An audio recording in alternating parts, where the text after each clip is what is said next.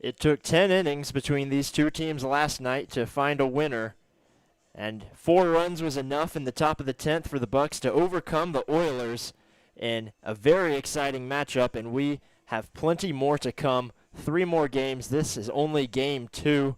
Ren Grimsley along with Jake Sloan as the Bucs here in Kenai, Alaska will have another showdown with the Oilers. Jake, why don't you get us started off with some starting lineups? Yeah, starting on the Bucs side, Camden Landfear will lead off again, but shifts over from third base to shortstop. Andrew Raymond in at right field, followed up by the designated hitter Nick Taylor. Hank Smith, who made his debut yesterday, remains at first base in the cleanup spot. Ryan Dara over in left field is batting fifth. Right after him, his former teammate over at ASU, Finn Leach, the second baseman, batting sixth. Hayden Miller back in the lineup at third base, batting seventh. Ty Denton, the catcher, will start at catcher after pinch hitting yesterday in the eighth spot, and AJ Garcia falling all the way down to the 9-hole at center field. A tough go around for him as he looks to have a bounce back game. And then on the other side for the Peninsula Oilers, leading off will be Shane Cannon, the shortstop, followed up by Sammy Lopez, the second baseman. Luke Lusky, the designated hitter, is batting third. In cleanup, first baseman will be Brooks Hassencleaver. Behind the dish, batting fifth, will be Isaac Fernandez. Following up to him at third base, Jack Holubowski, batting sixth. In center field, batting seventh, is Garrison Jones. And right field, batting eighth, will be Brady Brown, making his debut against the Bucs. And then in the 9-hole hitter at left field will be Wyatt Bundy. Starting on the dish for the Oilers will be Ryan Kaiser. He'll be the first one on the mound. And then on the other side for the Bucs, Ryan Caruso making his second start of the year. So bit of a lineup shift from both teams, although most of the players in today's game were seen yesterday, just not in pinch hit scenarios due to that extra inning fiasco that we had yesterday. Yeah, definitely. It seems that the Oilers have moved their top of the lineup from yesterday down to the bottom. Yesterday started with all 3 of their outfielders and Shane Cannon in the 9 spot. Now Cannon moves up to number 1, and at 7, 8, 9 is center field, right field, and left field. So a few changes to the lineups. And Jake, we've talked a lot about what the Bucs can improve on, and that's natural here early in the season. But what's something that they've done really well so far? I think yesterday we saw a lot of it just being able to have timely hits, and yesterday was their hottest start and fastest start that we've seen all season, scoring 4 runs through 3 innings, and that was from drawing walks to having timely hits and just stepping in and being aggressive in the box. We've seen that come back to bite them with plenty of strikeouts. They struck out 10 times yesterday, so it kind of comes with the aggressiveness, but we also saw that results in a lot of hits and a lot of runs early on.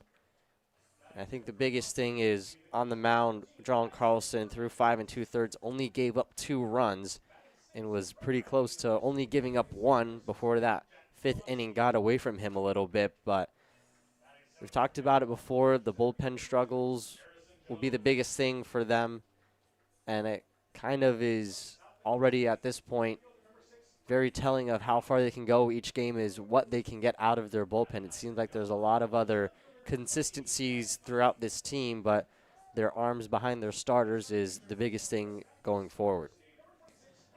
So they'll go through lineups and the anthem here in Peninsula, and we'll be back right here on the Anchorage Bucs YouTube channel.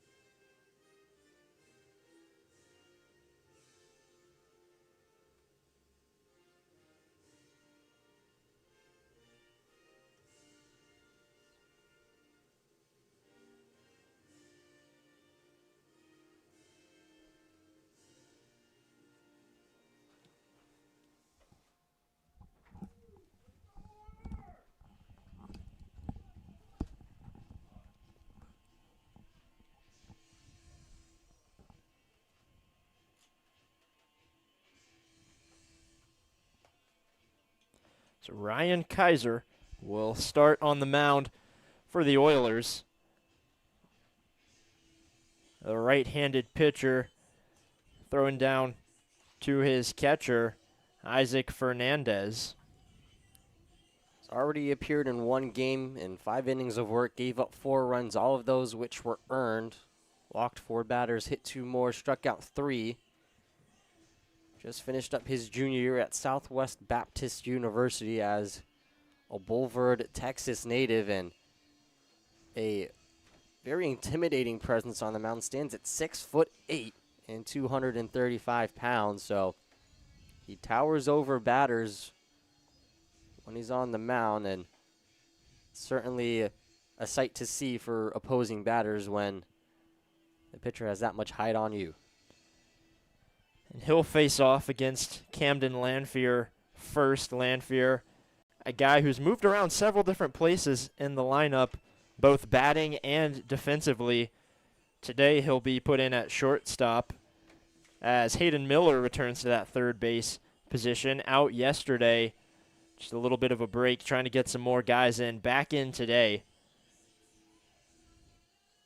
And it will be Drew Raymond in right field again. So that 1-2-3 is the same. And then Hank Smith, who had a phenomenal day yesterday in his first appearance with the Bucs, had 2 RBIs and 2 strikeouts. Yeah, Lanphier, he singled back in the 3rd inning, was part of a rally, a 2-run rally back in the 3rd inning, trying to start the Bucs off on the right foot here. And we are a go here in Kenai as Lanphier puts it on the ground and reaches first safely as first baseman Brooks Hassencleaver couldn't hold on to a bouncing ball coming from shortstop Shane Cannon. Yeah, Jack Holubowski, the 3rd baseman, tried to pick it in front of Cannon, and I think it might have clipped his glove or something because Cannon seemed shocked that the ball had reached him. And Lanphier was going to beat out the throw anyways, but Hassencleaver wasn't able to pick it out of the dirt, able to keep it in front of him, though, to avoid giving up a double first off on the very first pitch of the game. Now we'll have Drew Raymond, the right fielder, come up to bat.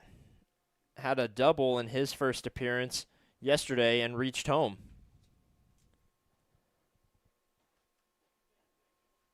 Outside for ball 1, makes it a 1-1 count. Raymond comes from an athletic family. His father played baseball at San Diego State. He was a 2-sport athlete at Mount Spokane High School. Also won the 2024 Washington Division IIIA Baseball Player of the Year award. Primarily played center field for Santa Clara in his sophomore year. Has shifted over to right, though, in all 3 of his starts for the Bucs. He takes up high for a 2-2 count. And we're seeing now these last couple games, the Bucs trying to establish that top 3 of Lanphier, Raymond, and Taylor. It's worked well for them so far. Now the first full count of the game here for Drew Raymond. No outs. He drew 2 walks yesterday with that patience in the batter's box, trying to do the same here. Fouls back. Will remain a full count. Lanphier is already halfway over to second. Yeah, an early hit-and-run execution there that the Bucs tried to pull off with their first 2 batters, trying to have yet another hot start. The Bucs scored 2 in the first yesterday. As a check over to keep Lanphier at first after that hit and run like you mentioned.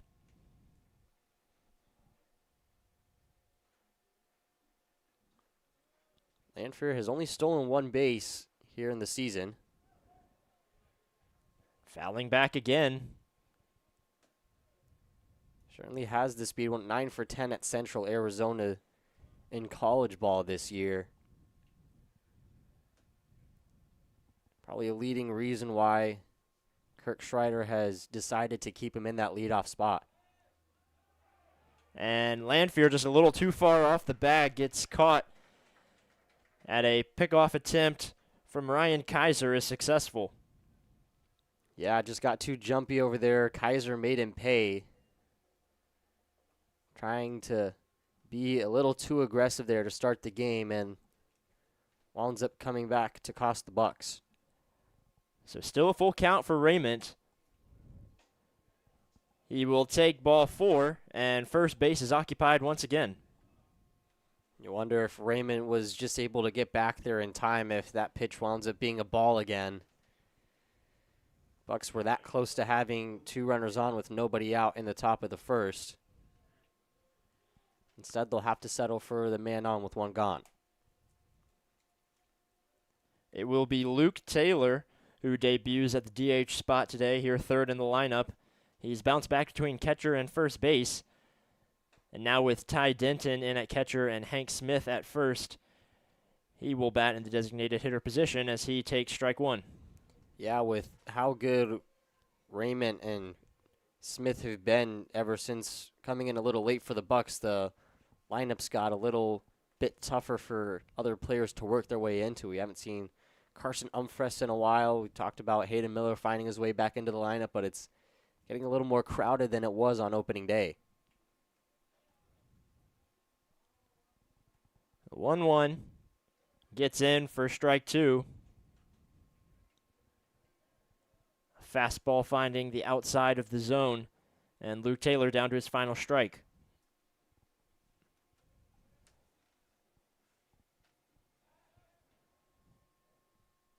Feeling hot after the pickoff, Kaiser throws over to first again to try and get Raymond.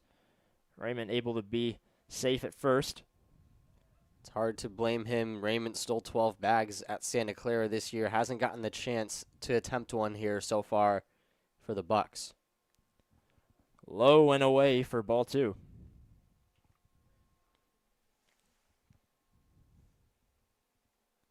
This is the same position the Bucs were in to start the top of the first yesterday. Lanfield just struck out his first time up instead of reaching, so similar scenario than the Bucs were in. And gets Taylor looking, as that will be the second out in the top of the first.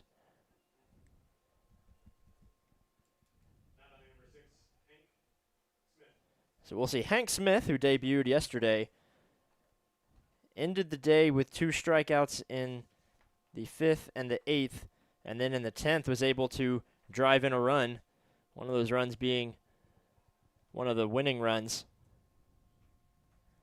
Yeah, for someone who didn't reach safely yesterday, he had quite a day. Had an RBI back in the 3rd inning. Reached on a fielder's choice, a couple of hard hit balls from him as well.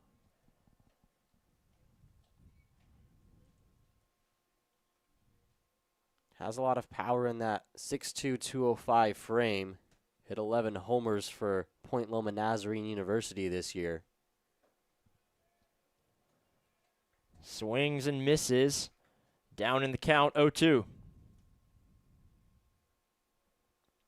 There's also a right-handed pitcher for Point Loma. We haven't seen him on the mound just yet, but he has that two-way ability already showing off.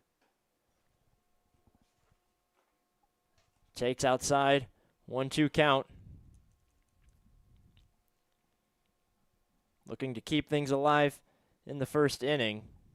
Opportunity for the Bucs to create some pressure here before the Oilers even see any pitches, but Smith not able to keep the inning alive there. Yeah, unfortunately goes down swinging, and that will be the 3rd out in the top of the first. The Bucs not able to get anything on the board, and we'll be back for the bottom when we come back.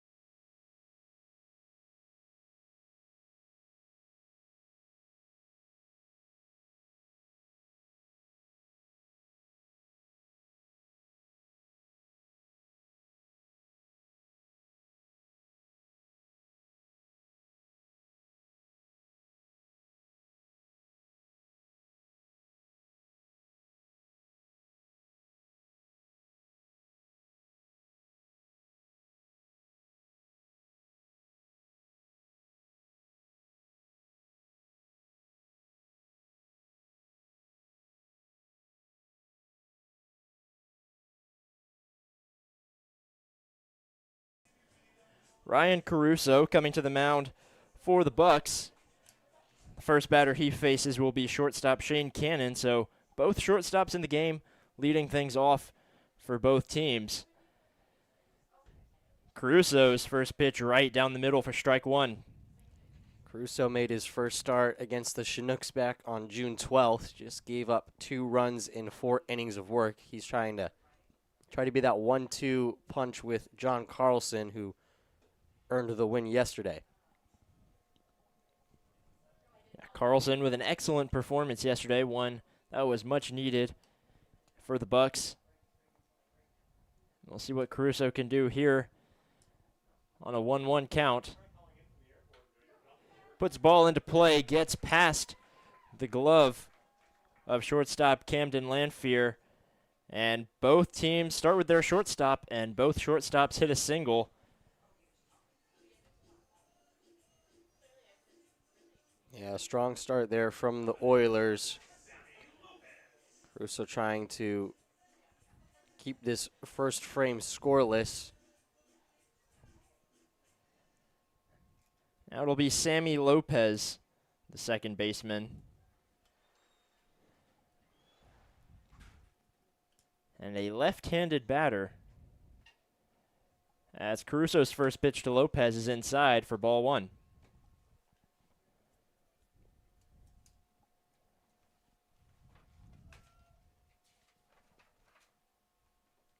Lopez with a tough day yesterday, just 1 for 4 on the day with a single on the way in the 9th.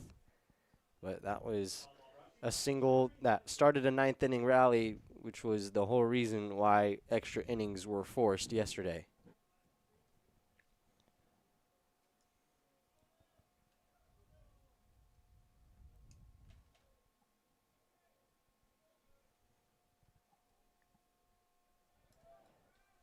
Checking over to first to keep Cannon close to the bag.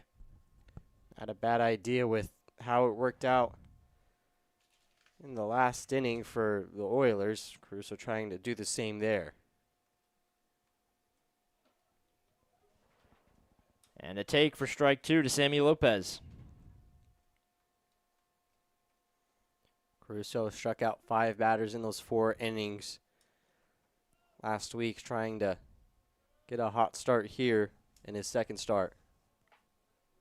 The 1-2 pitch put into play, glove down by Hank Smith. He'll throw over to second. The throw a little high and not in time. Gets the first out, but Shane Cannon safe at second. Heck of a play there by Smith with a bouncing ball that almost wound up down the right field line and could have been trouble. Was able to avoid that there. Probably wouldn't have gotten Cannon if the throw was on target as he was sliding in, but smart play to take the short out at first.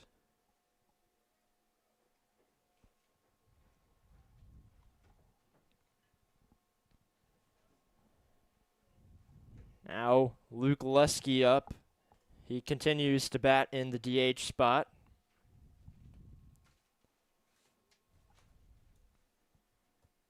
Another guy who didn't find a whole lot of success was 0 for 3 with a walk drawn. Trying to find some of that power that he distributed or displayed over at South Dakota State this past year. Lusky, a shorter frame and a smaller strike zone.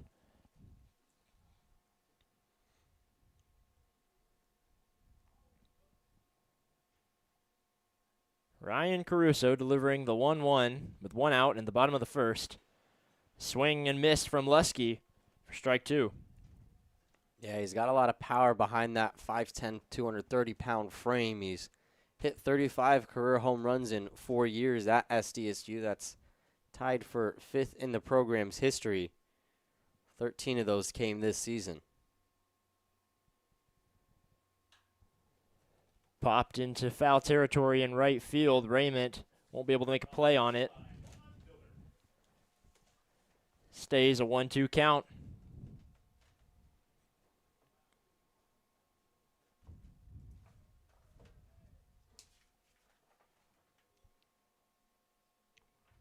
Caruso shaking off a couple of pitches, trying to find what he likes from Ty Denton.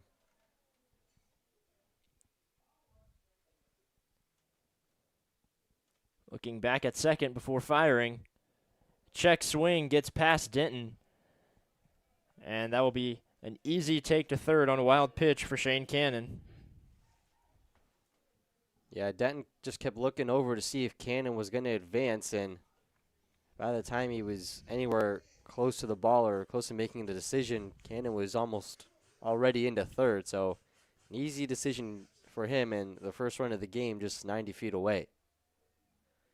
Even more of a reason for Caruso to try to get a strikeout here to avoid a RBI sac fly of any kind.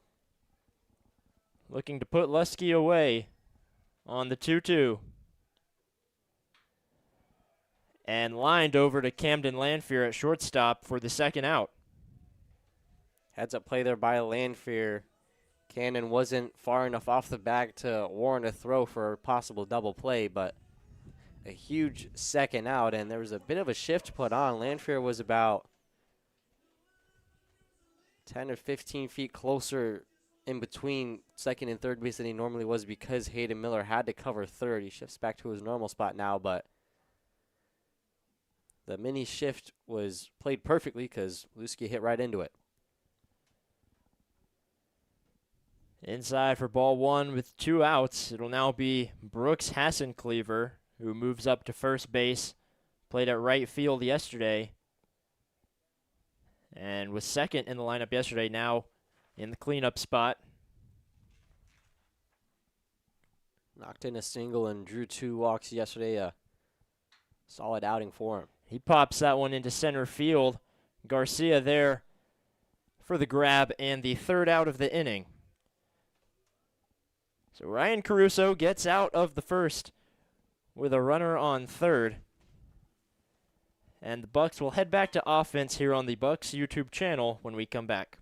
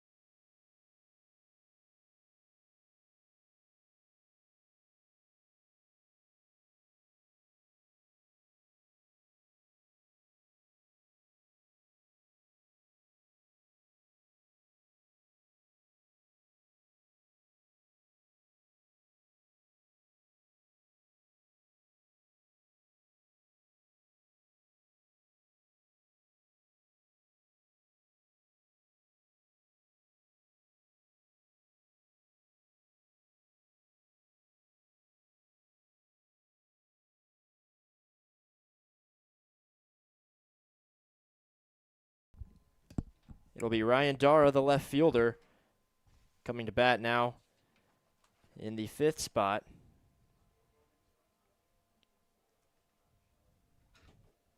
So he takes strike one. Had an RBI single to start things off yesterday in the first inning. Putting together a pretty strong start, hitting .240 with 6 hits, 4 RBIs. He's also stolen a trio of bags. Talked about how much speed he has earlier in the season, and he's put it on full display here.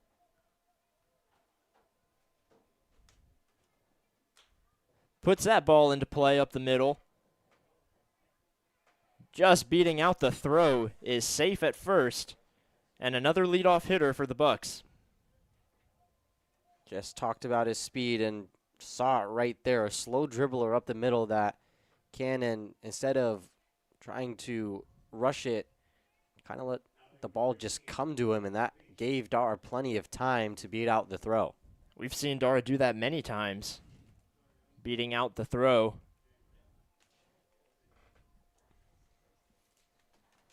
Now Finn Leach, his teammate at Arizona State, up at the plate. Outside for ball one.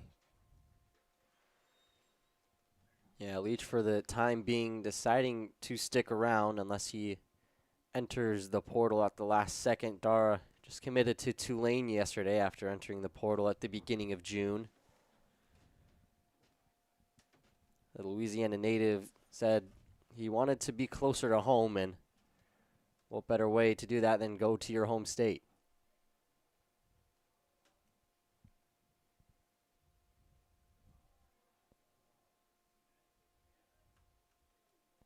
One.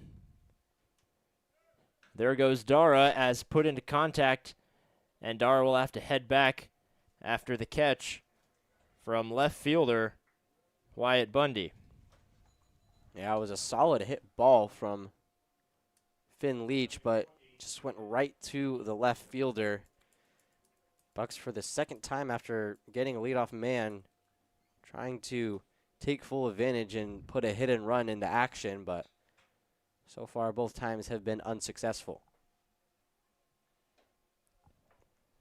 Now Hayden Miller comes back into the lineup after sitting yesterday. He swings and misses for strike one with one out. 2 games ago against the Glacier Pilots, he struck out twice. He's now up to 10 on the year. Another swing and miss for strike two. Talked about it before. Third most strikeouts from a Division I batter this year with 84 at Bradley. Wanted to try to keep those numbers down here in summer ball. Keeping Dara at first. A lot of these throws are very close. The Bucs playing with fire here. Kaiser's already picked off Lanfear. Dara was pretty close from getting caught sleeping there. And another swing and miss. Looks like Miller might have got a piece of it, but caught by the catcher, Isaac Fernandez. That'll be a strikeout for Hayden Miller. Struggles continue for him, just trying to find a groove, has not been able to find that just yet. So catcher Ty Denton, who came in the game in the 9th inning yesterday, now up to plate. He's behind the dish again today. Yeah, had a single to load the bases in the 10th inning and was a part of that 4-run rally that allowed the Bucs to walk away victorious yesterday. Hasn't gotten a whole lot of at-bats. He's played 5 games, only 8 at-bats, so a lot of them have come in pinch hit attempts, but he's 4 for 8. He's also drawn 3 walks. And Dara looked like he was about to head over to second, and Fernandez throwing over to keep him at first. Dara maybe just trying to get in the head of Kaiser on the mound. Danton on the base pass, trying to see if he can steal a free bag.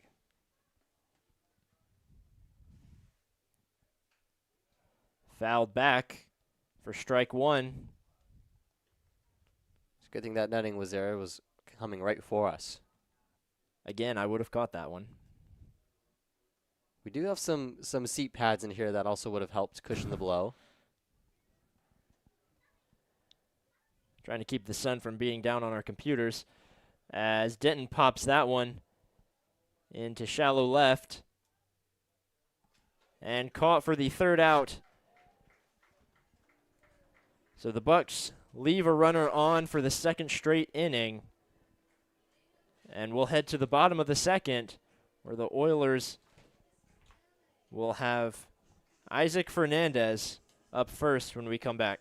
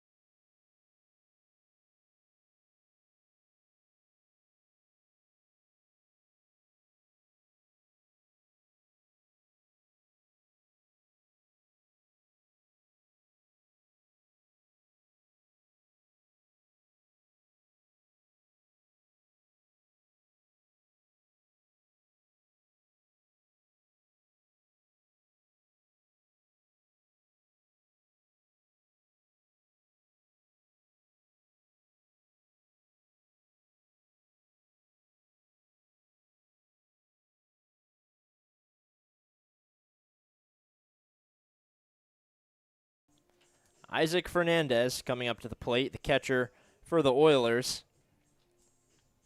And he will face Ryan Caruso, still on the mound.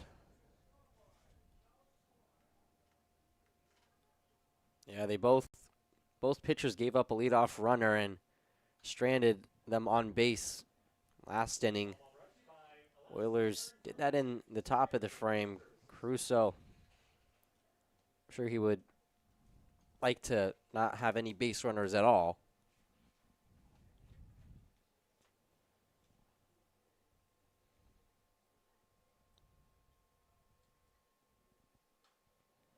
Two straight balls fouled back from Fernandez. Puts Caruso up in the count early, 0-2. It's a good sign for Caruso. He's pounding the zone early. We saw that yesterday from Carlson, and that brought him a lot of success. Just 2 runs given up through 5 2/3 innings of work, forcing the Oilers to swing and be aggressive rather than just letting them take pitches like that one.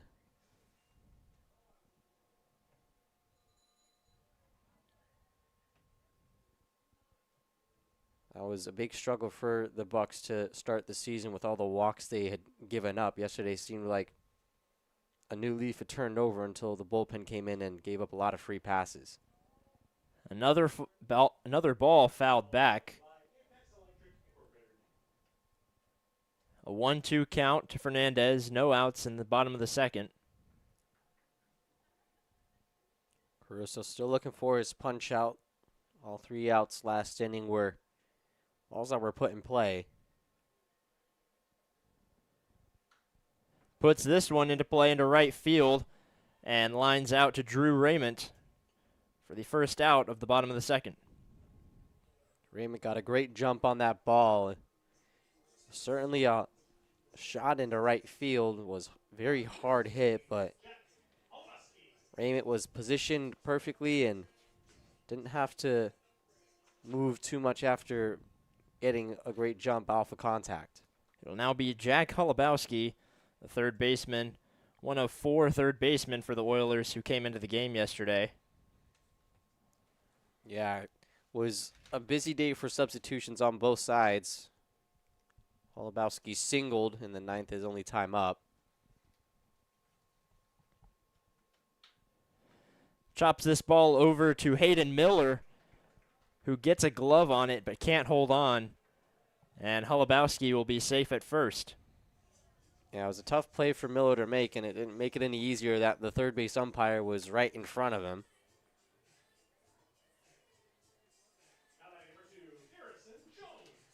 Even if he was able to glove it cleanly, Holubowski put the Jets on, so it was going to be a very close play at first, but now instead it's a runner on. It'll now be Garrison Jones, who was also one of the third basemen put into the game. Today he's in center as he puts one on the ground right past the glove of Finn Leach. And the first pitch he sees puts runners on first and second.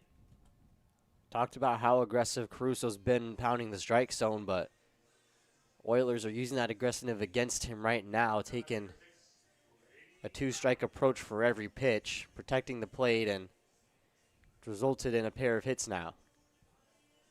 The Oilers with runners in scoring position for the first time today as Brady Brown comes up, the right fielder, batting in the 8th spot. Just outside for ball 1 from Ryan Caruso. That'll be interesting to see how aggressive he stays, or if he allows the Oilers getting a couple base hits off of him to turn back the aggressiveness a little bit.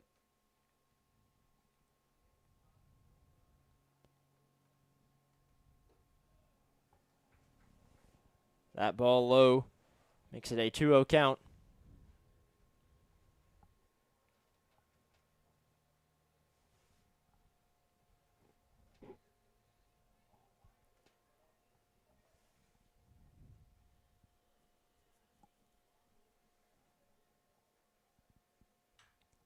Pops this ball into center field.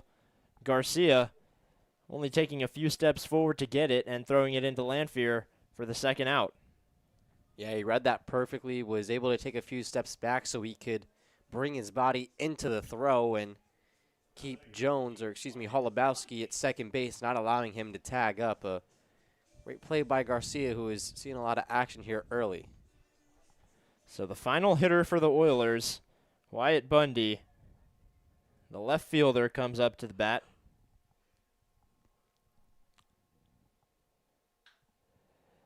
Swings at the first pitch, puts it into right field.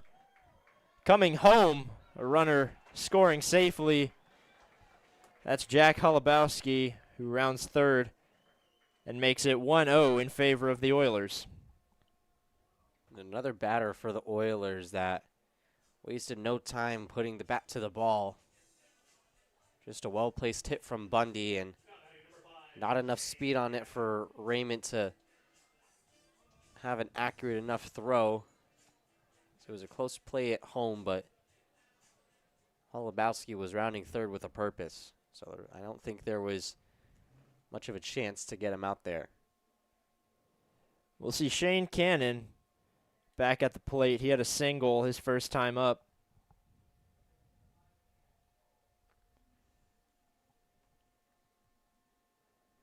He ended up reaching third on a wild pitch.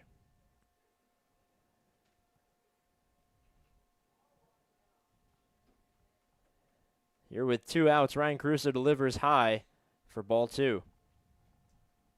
It's a big test here for Caruso, as faced some adversity this inning, gave up his first run of the game.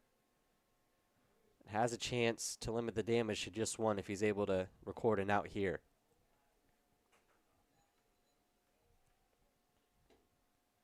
Just a little low for ball 3.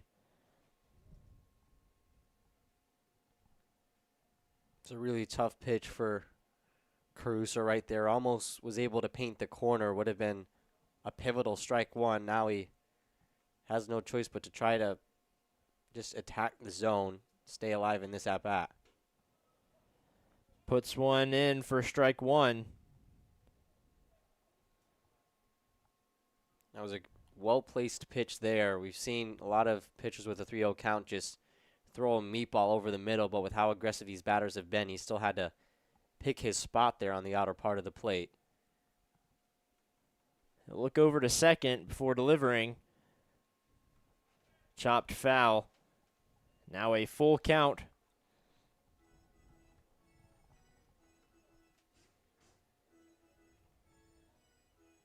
Great work by Caruso to be able to pitch his way back into this at-bat with a pair of strikes. The Oilers have been all over his fastball. Wonder if he mixes it up with some off-speed here. Swing and miss for strike 3 and the third out.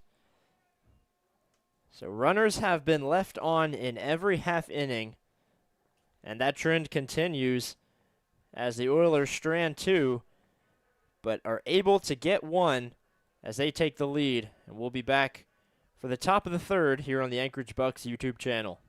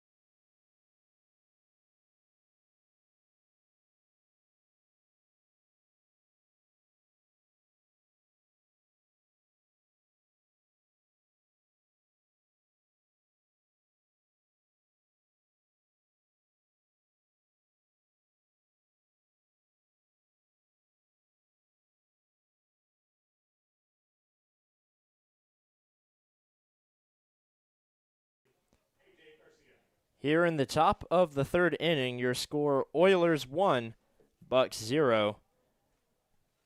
As we'll see A.J. Garcia, the 9-hole hitter, step up to the plate. Struck out 3 times yesterday, another time the game before that. Pitchers have been attacking him. He just has not been able to respond in the way he wants to.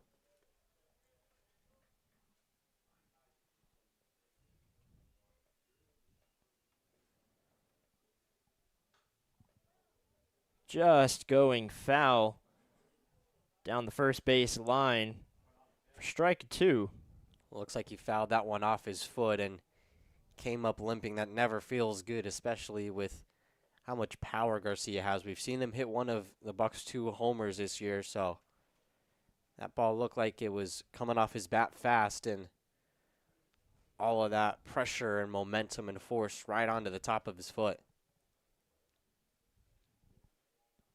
Still limping just a little bit. Umpire giving him plenty of time to walk it off as he enters the box again. It's always good to see the umpires looking out for the batters and all the players at that. And gets him on the check swing for the 3rd strike. And another strikeout to A.J. Garcia, who has struggled a little bit offensively, like you mentioned. So back to the top of the lineup with Camden Lanphier.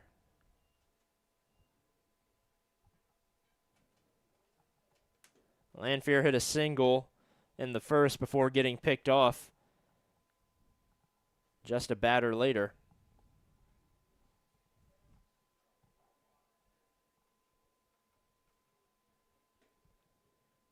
So he takes for ball 2. Bucs have now struck out already 4 times here. We're not even all the way through the 3rd inning. So Kaiser has been attacking the zone.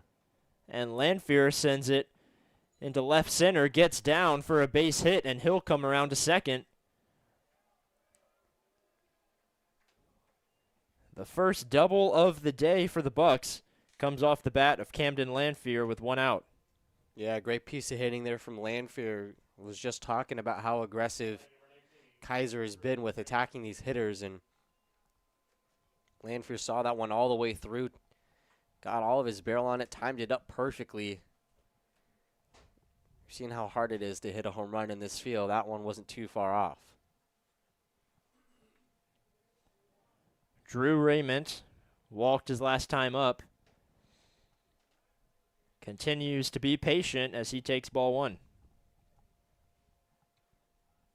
Yeah, just taking what the pitcher is giving him. No reason to swing at a ball that far outside the zone.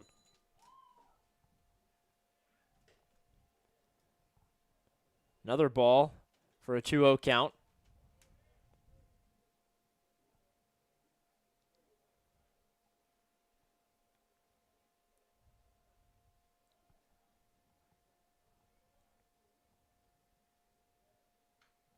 Fouling back, strike 1. Raymond's already drawn 4 walks here in just 3 games of action with the Bucs, and in 48 games during college ball, he only drew 11. He struck out 44 times, kind of trying to flip the table here, flip the script on his college ball and summer ball stats. Swings and misses. Kaiser's worked his way back into the count, makes it even at 2. Yeah, it took a couple pitches for Kaiser to find his command. He's found it here, though, these past 2 pitches. And putting one down into right field. Lanphier heading home, throwing home. And Lanphier will be safe. And an RBI single from Drew Raymond ties this game at 1. And these 2 guys at the top of the lineup have been absolutely electric here ever since this road trip started. Yesterday, they each are able to put some pieces of hitting together. And now here, both of them with a base hit Lanfear 2 for 2. Raymond 1 for 1 with that walk and single. I have a feeling they're going to be very important to the Bucs' success this season. And still only one out. Will appeal to first. After a check swing from Luke Taylor, they'll say he didn't go, and that'll be ball one.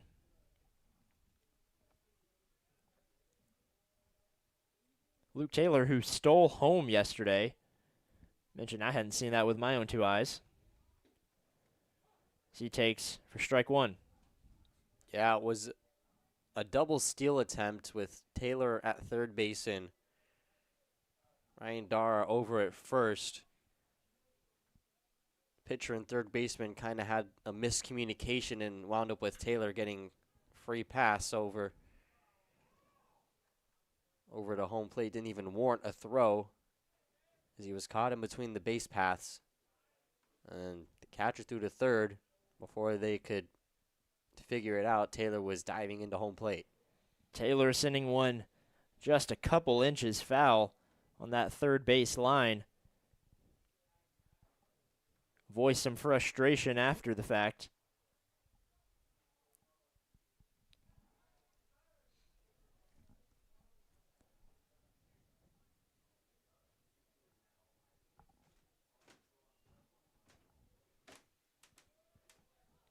Yeah, on that foul ball, Taylor was so close to timing up Kaiser's pitch. Wonder if he's able to do it now. He times it up pretty well, putting it into right field on the ground, advancing Raymond to second, and the second hit of the inning for the Bucs. What a response after Garcia starts off the third, going down on strikes. Lanfear, Raymond, and Taylor have all put together some pretty good hitting. Hank Smith with a chance to add on to that. We've seen how many hard hit outs he had yesterday. Seems like just a matter of time before one of these barrels is able to find some outfield grass. And only one out still here in the top of the third, as the Bucs have been able to tie it up in the top of the third inning.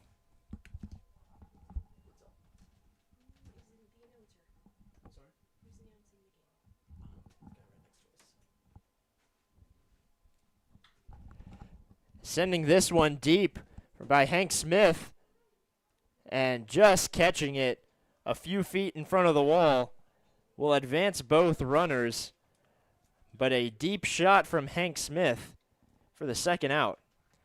That is about the deepest hit sac fly possible. Hank Smith so close to a homer there. Brown was just in front of the wall at the warning track, and it was easy for both runners to advance, but boy, Hank Smith was close to breaking this game open.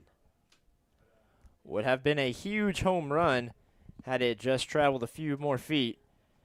And we'll see Ryan Dara up to bat.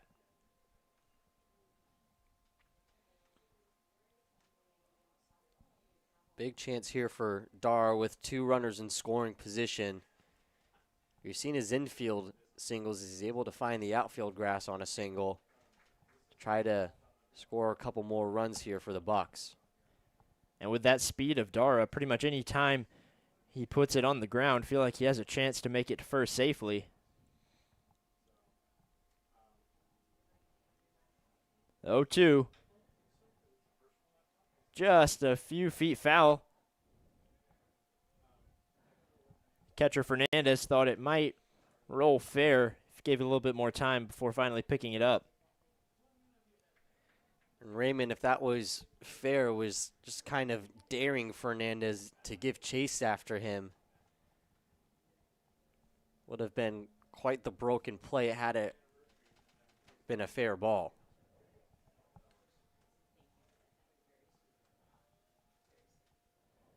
(0-2) outside for ball one.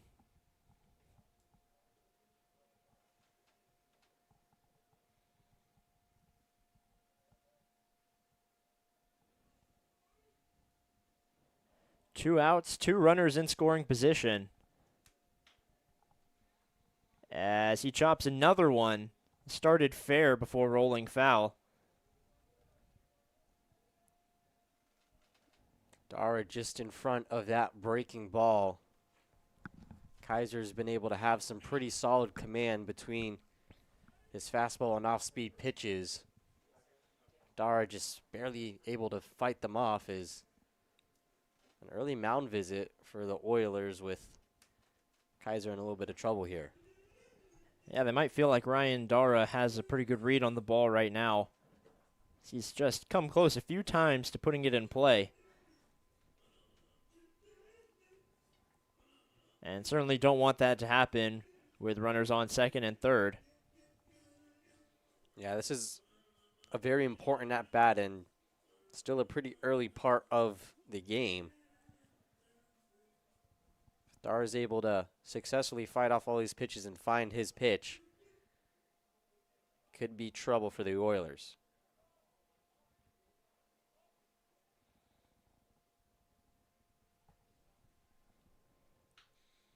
Chops one over to the third base, and unable to make a play on it was third baseman Jack Holubowski. So the run scores and the Bucs take the lead, and the runners stay safe at first and second. Yeah, if he's able to field that one cleanly at third, it definitely would have been a close play. Kind of the exact same kind of play we saw from Dara just an inning ago, beating out a throw. This time he doesn't even need to, and another huge at-bat for Dara here.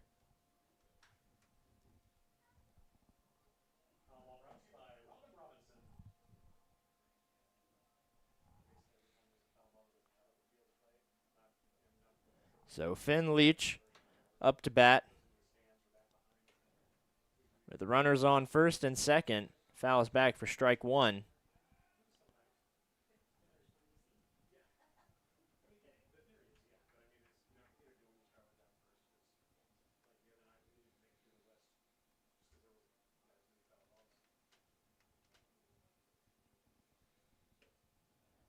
Low and in for ball one. What a job here by the Bucs to respond after the Oilers struck first in the bottom of the second. They respond with 2 runs and have a chance to increase their lead here. And he puts one into center field. However, played nicely by Garrison Jones for the third out. So the Bucs able to take the lead in the top of the third, leave 2 on. And it will be more Ryan Caruso when we come back.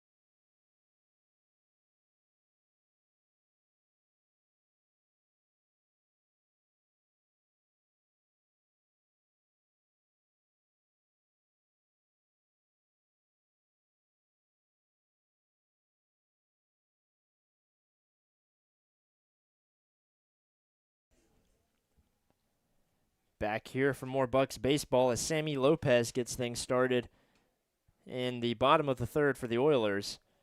He takes for ball one.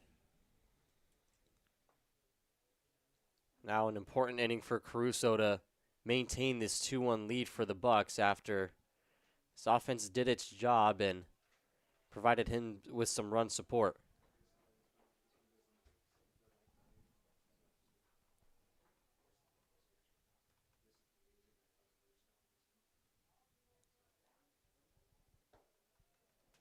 Low and away. 3-0 count to Lopez.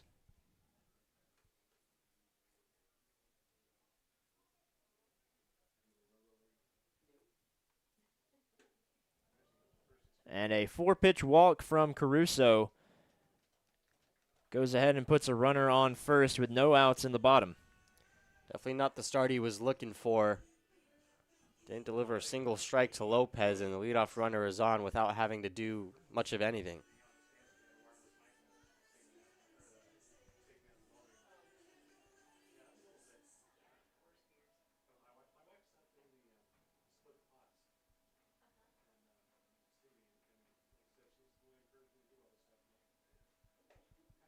Inside for the 5th straight ball from Caruso.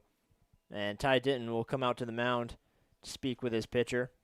Yeah, smart decision there. Just trying to help out Caruso, who doesn't have any of his command right now, trying to help him find his location and avoid giving up 2 straight base runners to start things off in the second.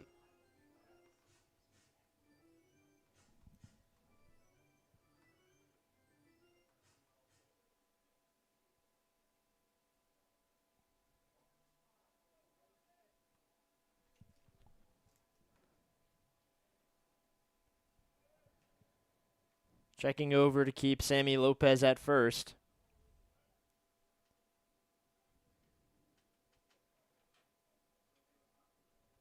A 1-0 to Luke Lusky.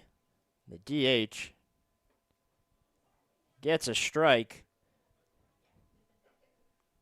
And a huge pitch for Caruso to get back into the swing of things. Yeah, it's a good sign from him, and he's hoping that whatever Ty Denton said worked.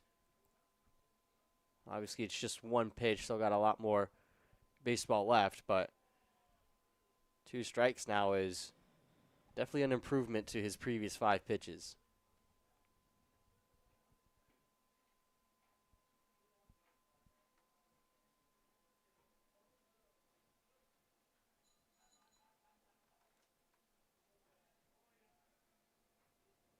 The 1-2 to Lusky. Lines over to Leach and tries to make a throw over to first, however, bounces before it gets to Smith.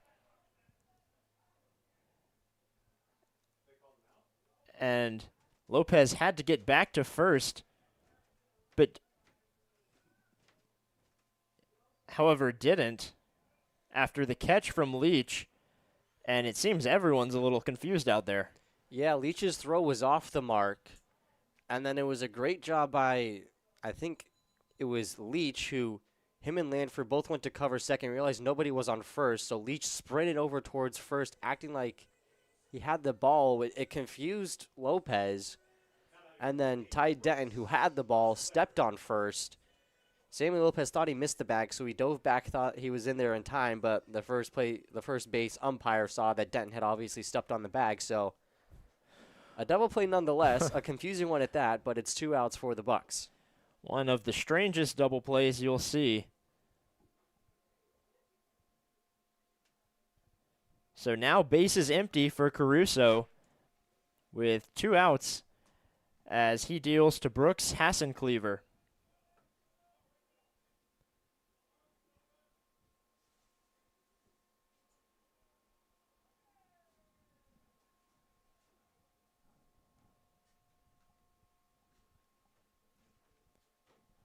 Swung on and missed for strike 1.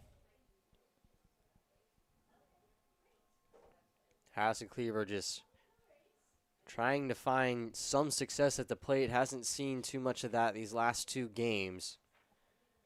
Had a strong start to the season, but Bucs have seemingly had his number so far.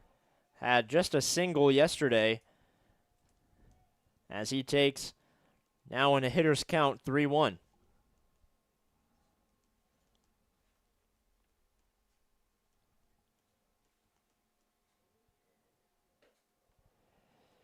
just up high for the fourth ball to Hassencleaver, and he'll now take first base. Yeah, just as soon as Caruso was starting to get back into a groove, doesn't have the strongest at bat against Hassencleaver, but he's still only 1 out away from getting out of this inning.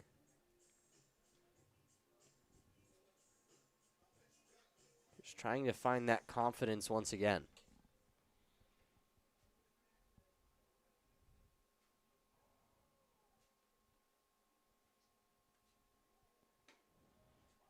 Right down the middle on the first pitch to Isaac Fernandez, who lined out to Drew Raymond in right field for the first out of the second inning. I think the most important thing for Caruso here is just to find command of his off-speed pitch.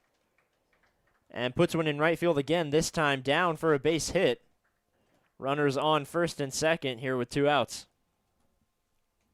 Caruso's been able to locate his fastball, but the Oilers have just been able to time it up super well here. So I think the biggest thing for Caruso now, like I said before, is off-speed pitch. That will kind of determine how far he makes it into this game. If he's able to switch back between those and his fastball just to keep batters off balance and guessing. It's Jack Holubowski up to bat. And the Oilers left 2 on in the last inning at first and second. Let's hope they can do that again here. As a 1-0 count to Holubowski. Gets inside for strike 1. That first pitch to Holubowski was oh so close to reaching that upper part of the zone. It's a good sign if Caruso's able to find spots in the strike zone to warrant swing and misses. And there's a swing and miss there. Makes it 2 strikes. Looking to get out of the inning.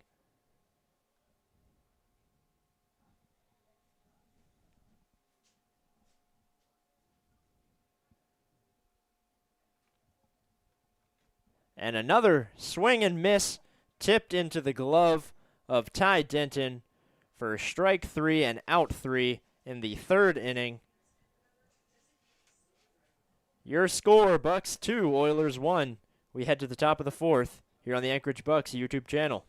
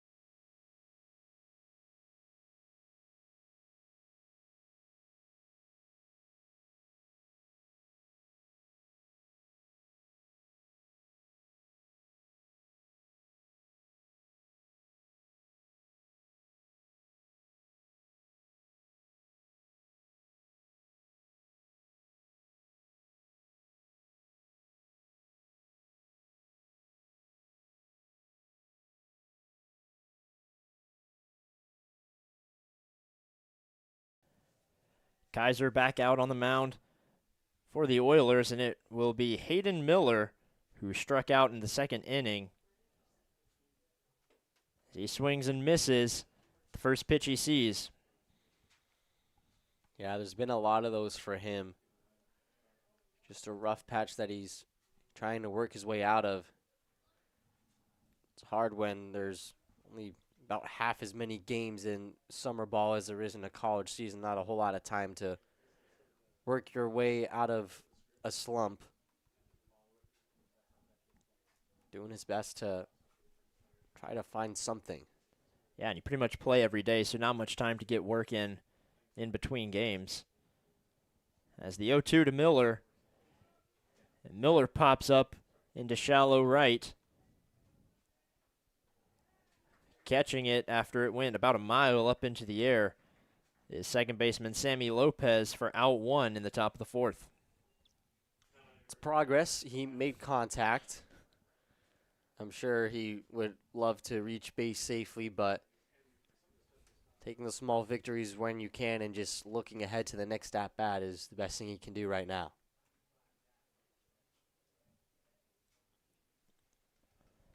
Ty Denton pops one into left field. Will it stay fair? Or lands foul. Just out of play. It might have landed on the inside of the gate. So it was catchable ball. However, no one caught it out there in foul territory. Yeah, it looked like Shane Cannon, the shortstop, was the closest one to it, but it dropped basically right in front of the chain link fence. So all three fielders that were going for it kind of had to keep their eye on the fence while also trying to find the ball in with the sun and clear skies blinding them in the eyes. So not an easy play whatsoever. Luckily for Denton, he's able to live to see a few more pitches. Denton popped out to left. His last time up, he takes ball two for a 2-1 count. 5 hits for both these teams. Bucks up 2-1.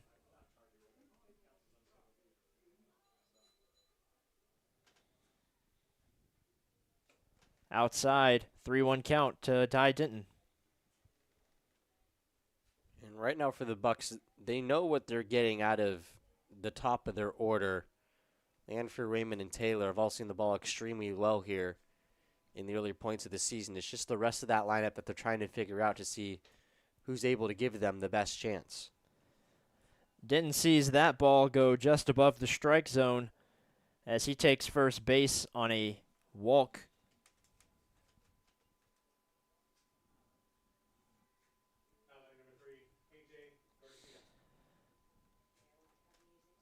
Now A.J. Garcia, the left-handed batter, in the 9-hole. Only one out here in the top of the fourth. He swings and misses for strike one.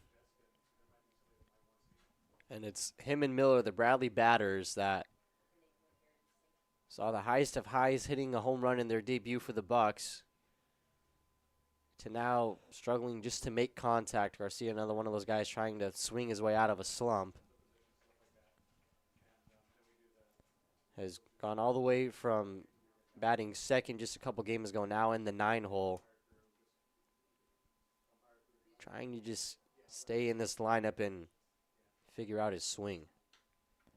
He puts that one into shallow left, and unfortunately, it was left fielder Wyatt Bundy who was playing way up and able to get there for out two.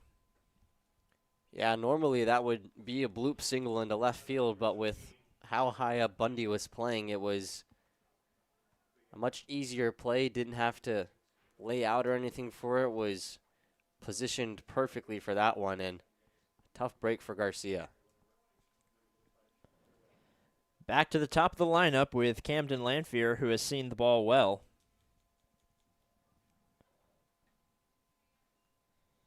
He's 2 for 2 with a single and a double.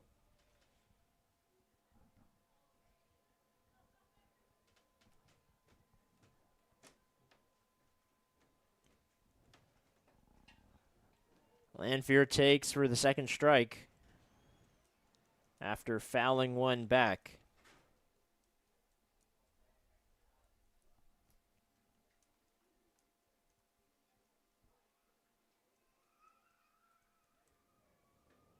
swings and misses, goes down for strike 3. No runs scored for the Bucs in the top of the 4th inning. We'll see what the Oilers offense can do when we come back here on the Anchorage Bucs YouTube channel.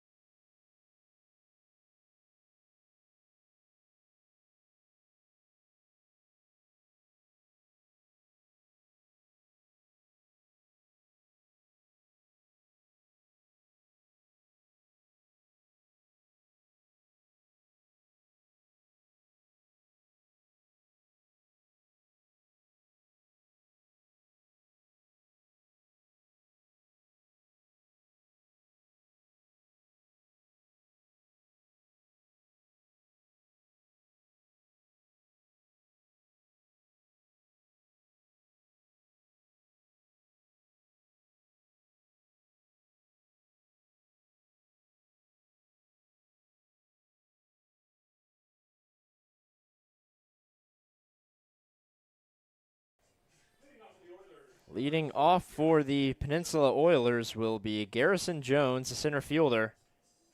Ryan Caruso out there for the 4th inning. Yeah, outside of a couple at-bats, he's had a solid outing. Gave up that 1 run in the 2nd. Walked a couple batters last inning. Just trying to find some consistency. Jones looked to bunt. Instead goes off the top of his bat and up and out of play for strike 1.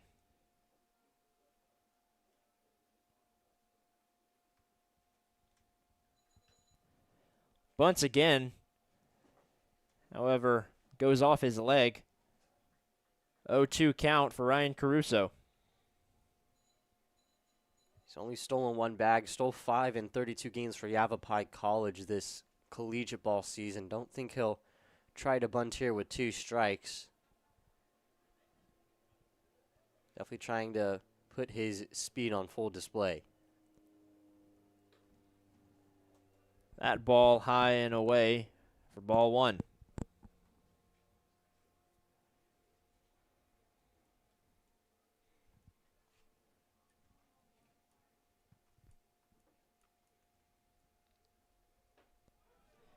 Gets Jones looking for the first out of the bottom of the 4th.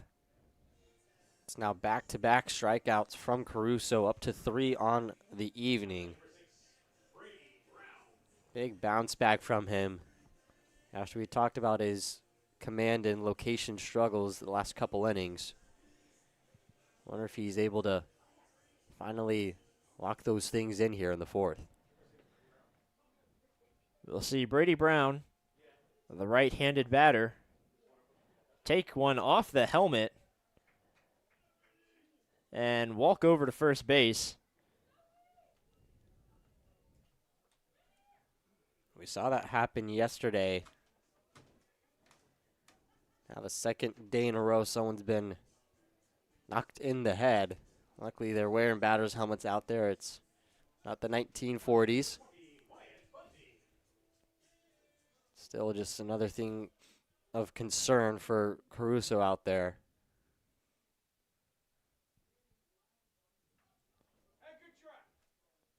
Fouling one off. Showing bunt again. This time Wyatt Bundy. It's very interesting that so many of these Oilers batters want to try and bunt. Bundy already has a single, so he's been able to find success against Caruso. And a wild pitch off the glove of Denton.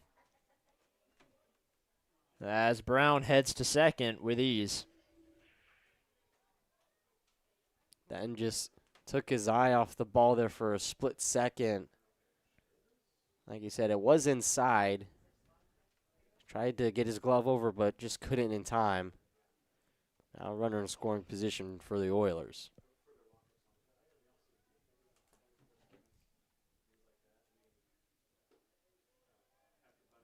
Low for ball 2. A runner on second. 1 out, bottom of the 4th.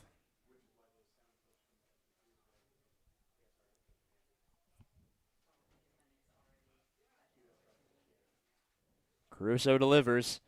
Swung on and missed for strike 2 and an even count. Big pitch to get himself back into this at-bat. That fastball down and inside has brought him some success. Trying to get another strikeout here with it. And gets another batter looking here in the 4th inning as Wyatt Bundy goes down on 3 strikes. Starting to find his strikeout pitch. That lower part of the zone with the fastball is frozen batters, especially on the outside corner. That's how he's gotten both of his strikeouts so far in this inning. It's only a matter of time before the Oilers can time it up, though, so he'll have that in his back pocket. He knows it works, but certainly like to see him mix in some off speed here before the Oilers catch air of what he's doing. He'll send another fastball, this time outside, to Shane Cannon, the leadoff hitter for the Oilers.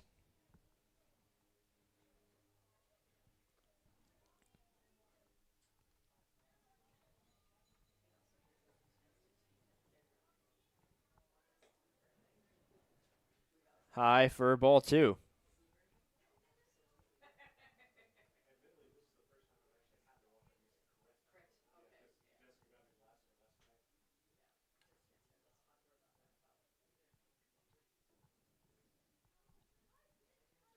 Ryan Caruso looking back to second, keeping Brady Brown in his eyesight before delivering another ball for a 3-0 count. That one didn't miss by much inside. A tough break for Caruso. Now the age-old question. We saw a pair of batters swing on a 3-0 count yesterday. Does Caruso just throw a meatball over the middle or try to keep this pitch competitive? Puts one down the middle for strike 1. It's probably the smart thing to do. Cannon was most likely not going to swing at that pitch no matter where it was, and just gave Caruso an opportunity to work his way back into the count.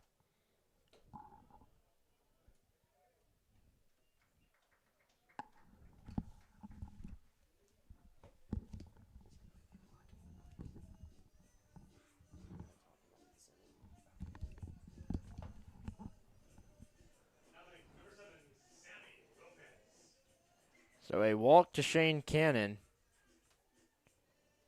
Puts runners at first and second. The Oilers have left runners on first and second the last 2 innings. Fouled back for strike 1.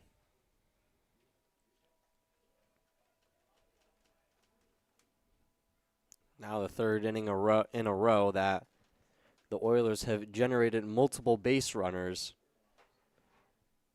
Caruso is put himself in this scenario. He's trying to work his way out of it now. Gets him looking for strike 2. Great start to this at-bat. 2 straight strikes. Can't really dream of a better way. Now just a strike away from getting out of this inning.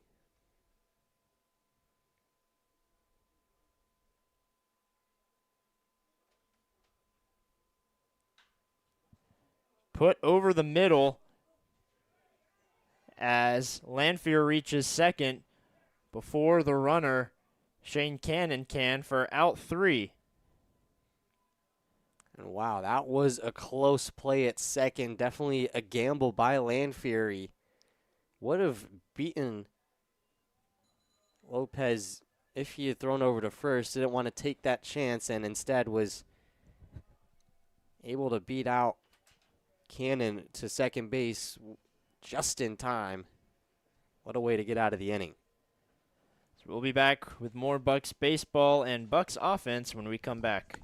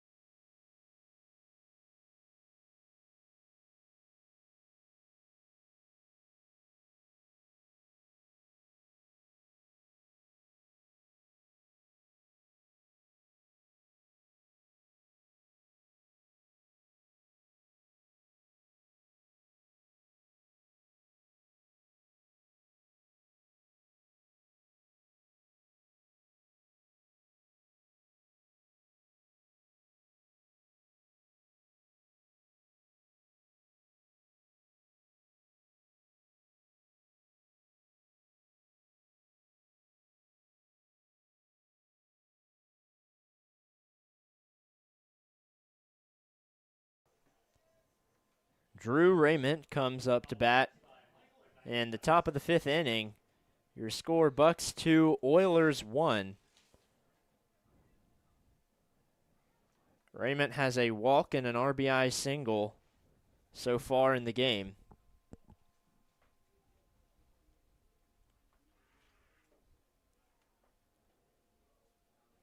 As he takes a low pitch for ball 1.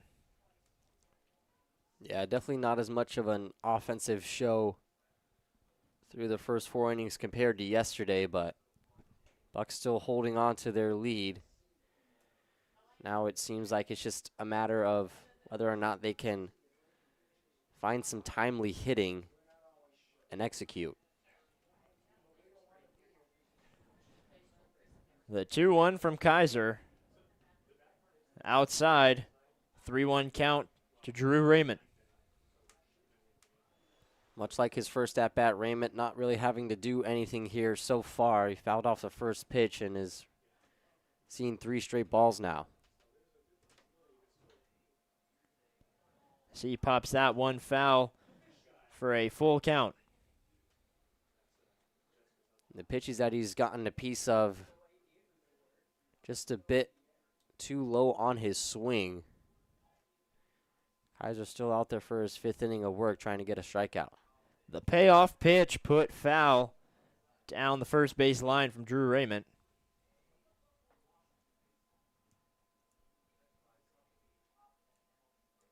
Certainly one of the longest at-bats we've seen here today. Both guys battling, not giving up an inch of ground. Another pitch fouled back.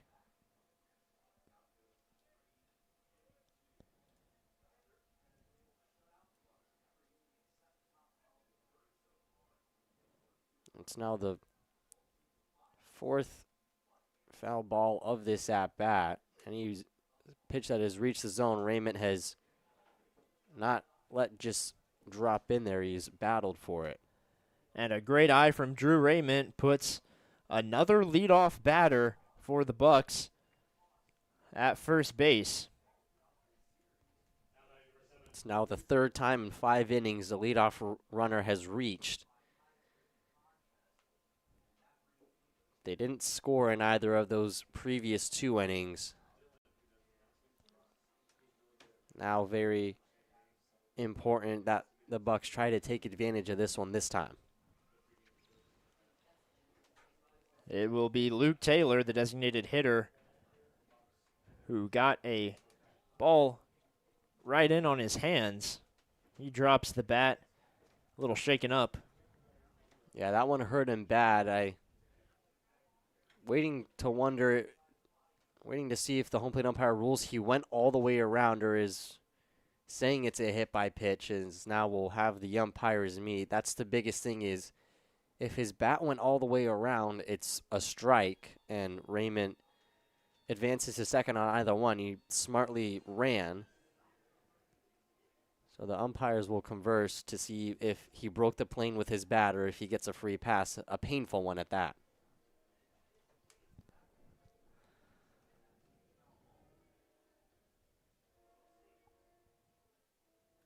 Looks like Raymond's going to stay at second base. And Taylor trots his way over to first base. So they ruled that his check swing held up in time, and that hit him right on the arm. Definitely didn't feel good. But either way, the first two runners reach for the Bucs. A big opportunity for them here. Now it'll be Hank Smith, the newcomer to the team at first base.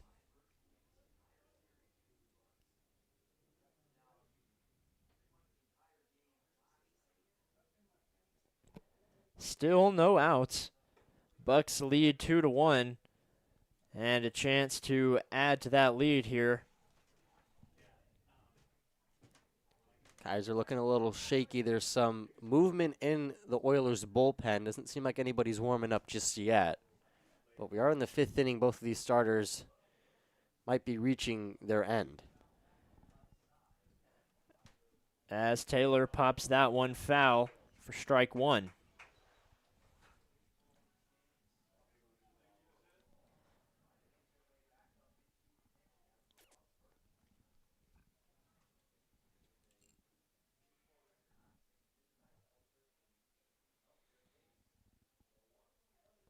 The 1-1 pitch. Low and in. Ball two. Some excellent patience from Bucs hitters today.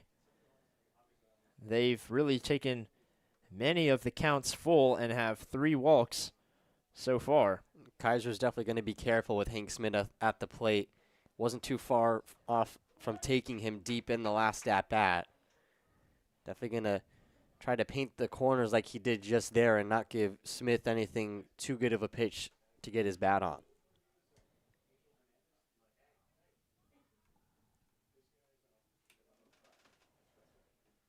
The 2-2. Hank Smith makes great contact again into right field. And it just goes foul. Oh my goodness, that was so close to going out once again for Hank Smith. Yeah, both of those fly balls down the right field line, just missing on a home run. That one just winding up foul. It had the distance. Smith, oh so close in both of his at-bats. Going to try to shake that one off to find his pitch. As he takes for a full count. I think we're seeing why Smith has batted cleanup his first 2 games. We've seen the amount of power he has. It's just a matter of can he keep it fair. Popping that one pretty deep, but foul.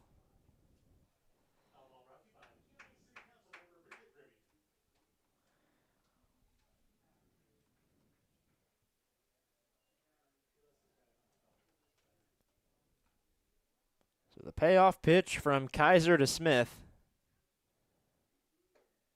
High for ball 4, and the bases are loaded here in the 5th inning.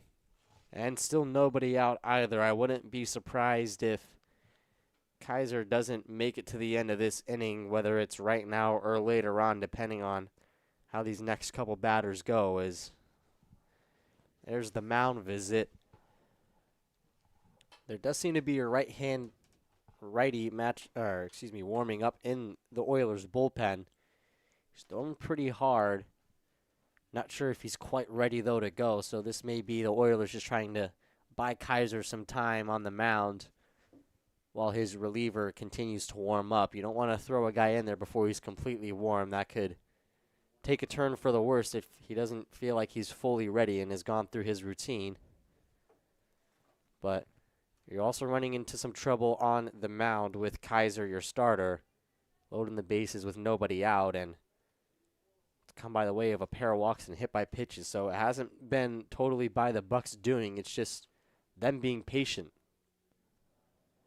So Kaiser will stay on the mound after the meeting. Umpire came up there.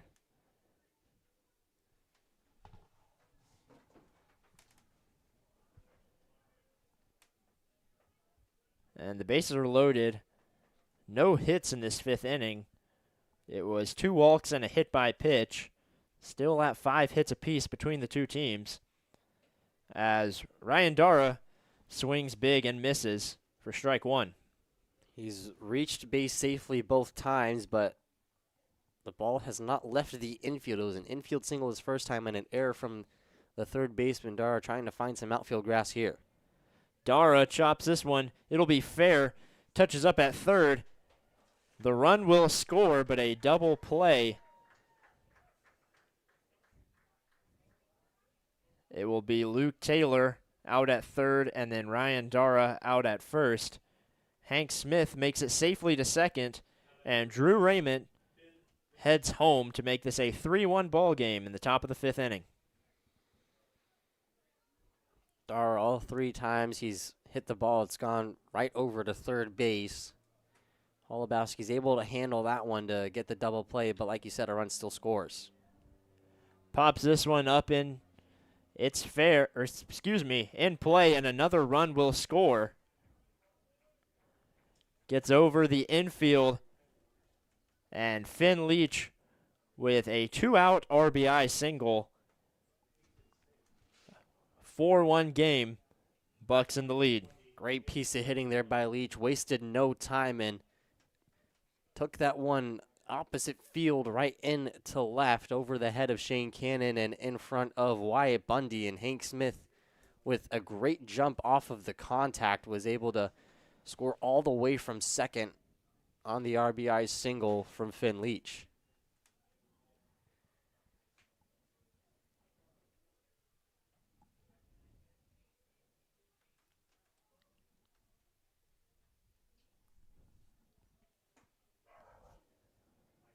Swing and miss from Hayden Miller.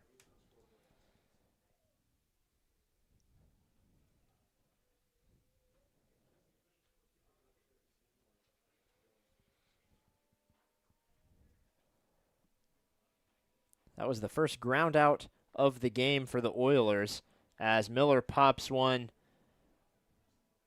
out of play. Strike 2. Just a little bit behind on that one. Wasn't able to fully catch up to it. And all of a sudden, Kaiser is an out away from getting out of this 5th inning with only 2 runs given up.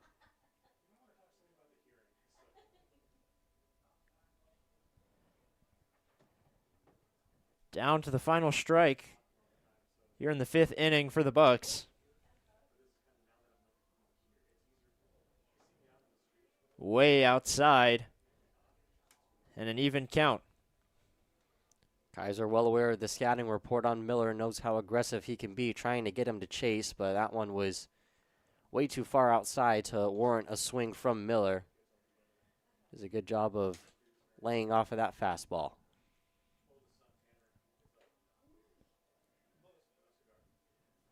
So a full count to Hayden Miller with Finn Leach at first base.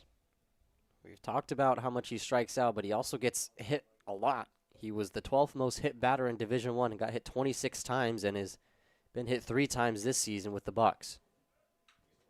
Pops that one over second base for a base hit. And Finn Leach will head around to third base. Runners at the corners here with 2 outs. That is the first hit of Hayden Miller since his home run back on opening day. It's been a tough couple of games for him, but he's finally able to break his hitless streak. Huge confidence boost for Miller there. And he may be the one to take Kaiser out of this game. Yeah, that will be it for Ryan Kaiser.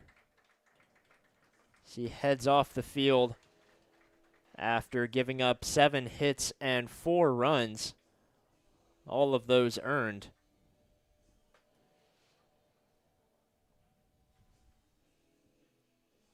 It will be number 39, Russ Martin, coming out to the mound for the Oilers.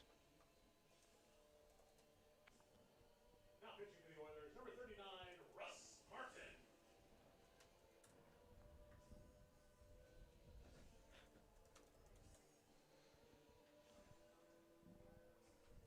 Russ Martin, part of the University of Arkansas Little Rock, who made a run all the way to Super Regionals. Martin was a part of that team, did not play in the Supers. His only appeared in 6 games, and his team only won 1 of those. But his stats on the year: a 14.40 ERA, gave up 8 runs in 5 innings of work, walked 4 batters, struck out 7, but gave up 2 homers. So a lot of strikeouts, but that also means with how much he attacks the zone, he ended up giving up a little more than he anticipated. And with how dangerous this Bucs lineup has been, could see a short outing from him, but luckily for him, the scary part of this lineup has already been up in the inning. So if he's able to get out of the 5th, could potentially avoid disaster. Yeah, he'll come on with runners at first and third. 2 outs, like you mentioned. Ty Denton stepping up to the plate. Denton popped out to left and walked. However, does have an RBI from last game in the 10th inning.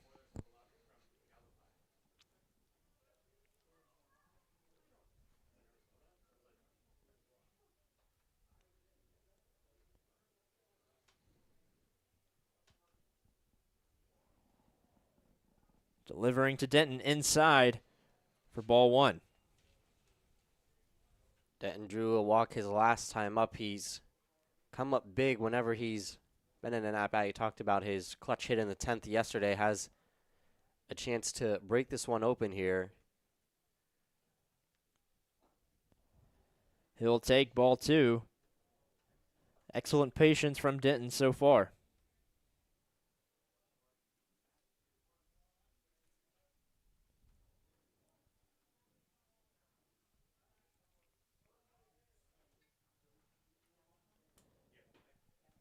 That pitch by Martin right down the middle for strike 1. Denton just kind of daring Martin to find the zone there after 2 straight balls. This is where the chess match starts with the pitcher on the mound and the batter in the box. Chopping that one over to third, firing to first base and getting the out.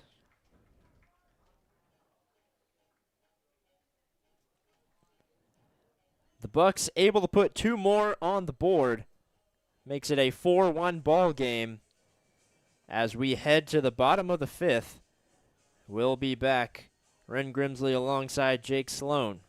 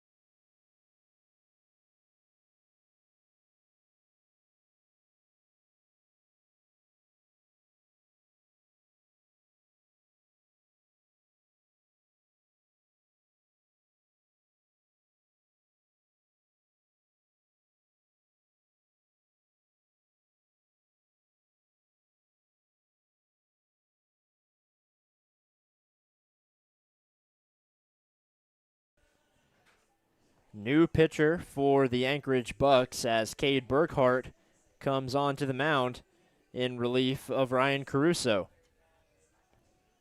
Rising junior at the Colorado School of Mines had a strong outing against the Chinooks on Sunday.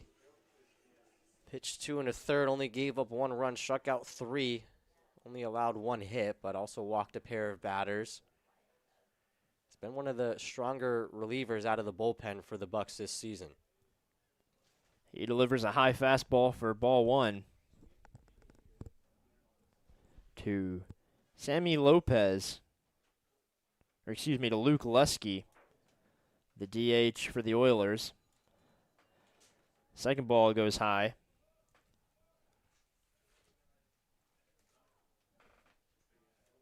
Biggest thing for Burkhart is finding control of that fastball and also mixing in the off-speed pitches. That was a big part why he only allowed 1 run against the Chinooks. Lusky fouling that pitch off, I think breaking his bat just a little bit. Yeah, he immediately walked over to the dugout, threw his bat over there, and grabs a new one. That is the one difference being in a wood bat league. You don't see that in college baseball, or you rarely see it. I've never seen it in person. I've heard about it happening a handful of times, but it's the first broken bat we've seen mid-at-bat. Usually see those when the ball is put in play, but now Lusky, a new bat. Wonder if that'll warrant a different result than his first 2 plate appearances. Right down the middle for strike 2 from Burkhart.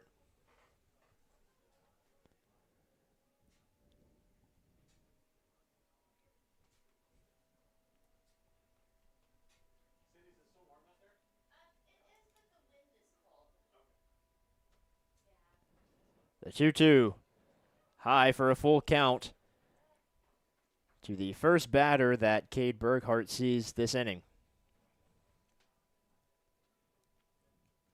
Big pitch here to avoid giving the leadoff batter a free pass to start Burkhart's relief appearance. As that pitch goes outside for ball 4, and Lusky will head to first. It's where a lot of these Bucs pitchers can fall into trouble, is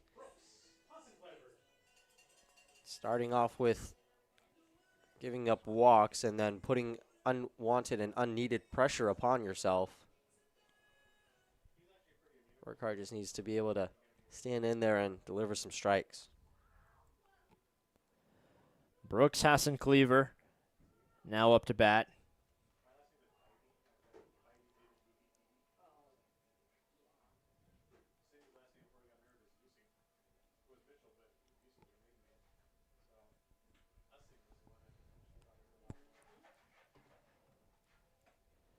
First pitch outside, second pitch inside makes it a 2-0 count from Burkhart.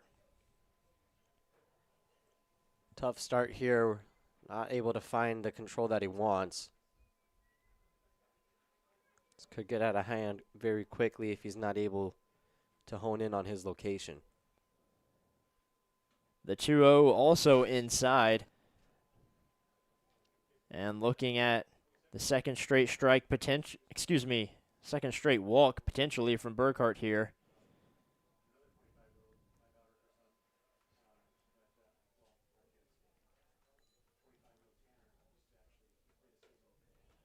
And a 4-pitch walk to Hassan-Cleaver puts runners at first and second with no outs in the bottom of the 5th inning.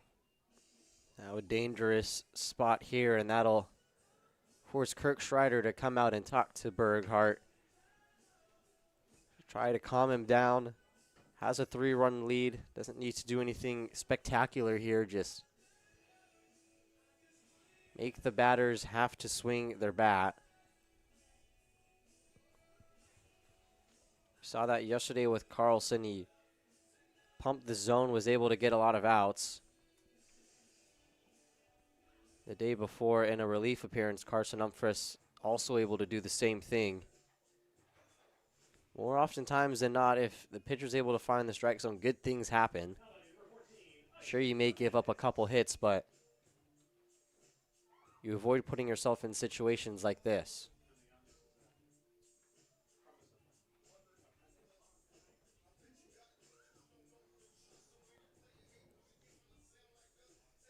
So runners at first and second on 2 straight walks from Burkhart as Isaac Fernandez steps up. He'll get a quick message from his coach.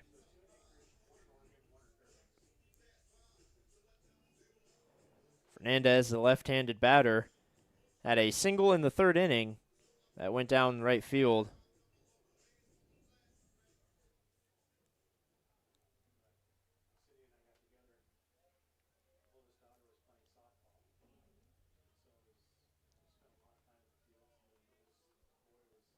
So a righty-on-righty matchup between Burkhart and Fernandez. First pitch just inside for the 6th straight ball from Cade Burkhart. Yeah, he just has not been able to locate his pitches the way he wants to. If he wants to stay out there, though, he's going to need to do that quickly. Puts one down the middle for strike 1. Sometimes that's all it takes. Obviously, the batter, seeing the last 2 plate appearances result in walks, probably going to be a little sluggish to take the bat off his shoulders, especially early in the at-bat. Able to take advantage of it there with an easy pitch into the strike zone. The runner at second, Lusky, faked like he was going to third to try to distract Burkhart. And Burkhart's pitch ends up outside. Bunt attempt there from Fernandez with 2 runners on and nobody out. Not the worst idea. He's going to have to be able to place it, though, pretty well. 2-1 count, no outs. Bottom of the 5th, Burkhart delivers inside for ball 3.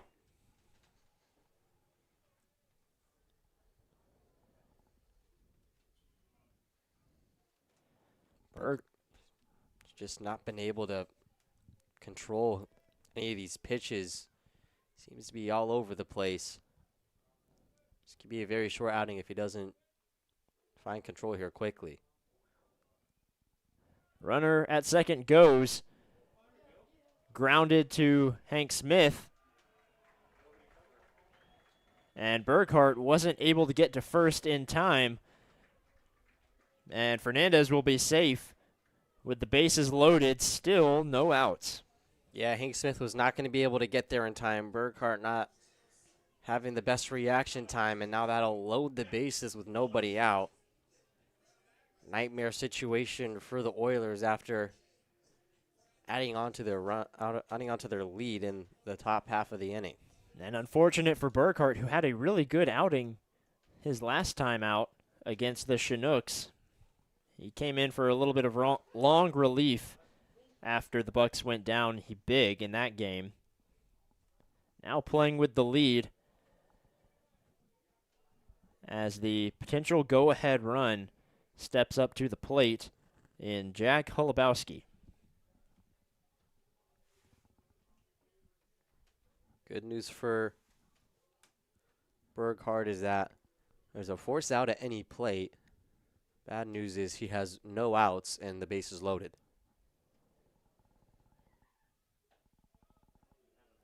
Able to find the inside of the zone on the fastball for strike 1. Sometimes that can be all it takes. That's what Burkhart is hoping for right now, that just seeing the umpire call a pitch a strike can ignite something in him. That pitch in the dirt. And we can say in the dirt, not in the turf, finally, for ball 2. This is true. We have not seen the field of the Matsu Miners, but the other 2 fields in the ABL have turf infield and real grass in the outfield. This, though, in the city of Kenai, all grass everywhere. Fouled back as Burkhart works his way up to a 2-2 count. Big pitch here from Burkhart.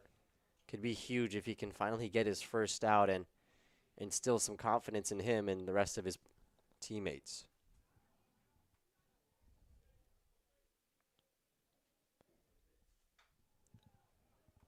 Another pitch popped back and up. Stays a 2-2 count. No outs. Holubowski also, or almost, got his full barrel on that one. Just barely missing all of it. He's able to stay alive in the count, though. They're going to fight another pitch. And Burkhart will hit Holubowski in the shoulder. That will bring in a run. Make this a 4-2 ball game.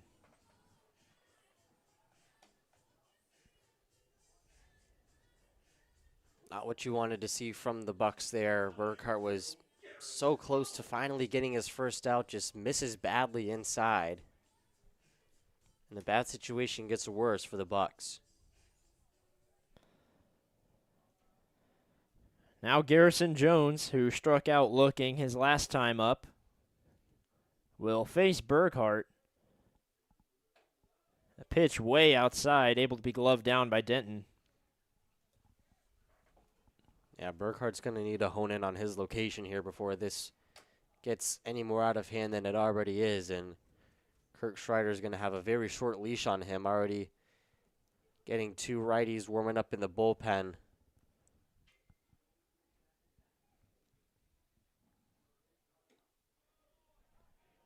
And a late call from the umpire on the pitch as Burkhart gets in for strike one. Not sure what took so long on that call. It seemed like it was a strike right below the waist. Home plate umpire just building a little bit of anticipation. Outside, ball two.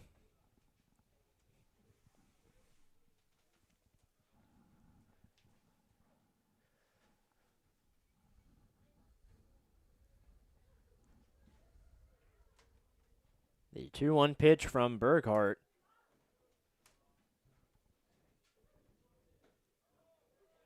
Finds the outside corner of the zone, even at 2.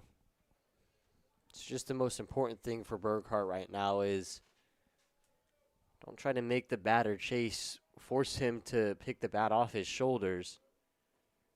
Attack the zone, attack the batter.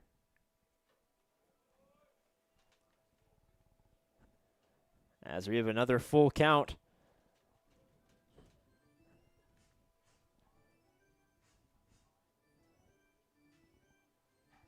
Burkhart hit his last batter, Jack Holubowski, on the full count.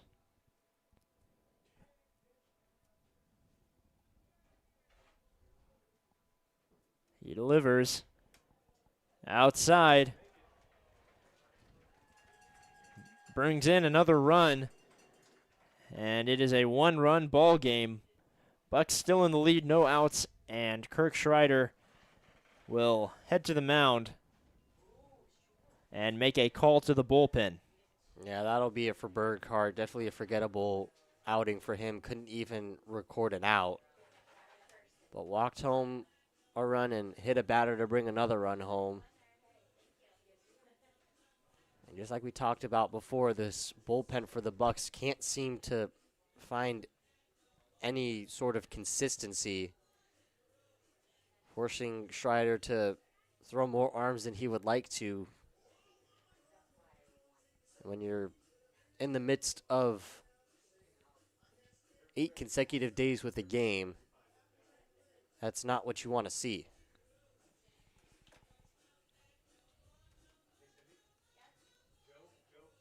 Looks like it's going to be number 21, Sammy Funk, coming out onto the mound. We've seen him a few times already in relief. He seems to be a little bit of the go-to arm in terms of righties when it comes to relief pitching for the Bucs. Yeah, and even when he comes in, though, it's not for a very long time. He's had 3 appearances with 3 innings pitched, so when he comes in, it's for an inning. And It's what Kirk Schreider's hoping to get out of him here with the bases juiced, and all of a sudden this is a one-run ball game. All the work that the Bucs offense has done is almost virtually wiped away.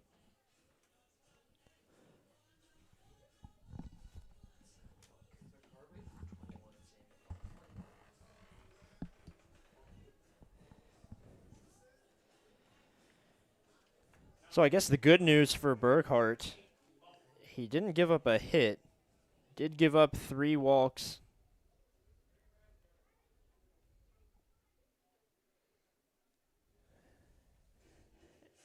I guess you might be able to consider that weird play there with Hank Smith as Burkhart couldn't get there, so did give up 1 hit.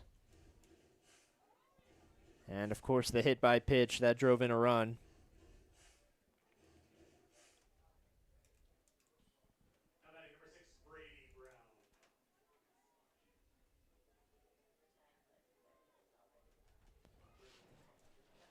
It will be Brady Brown who sees the first of Sammy Funk here. 1-run game, no outs. Sammy Funk delivers high for ball 1.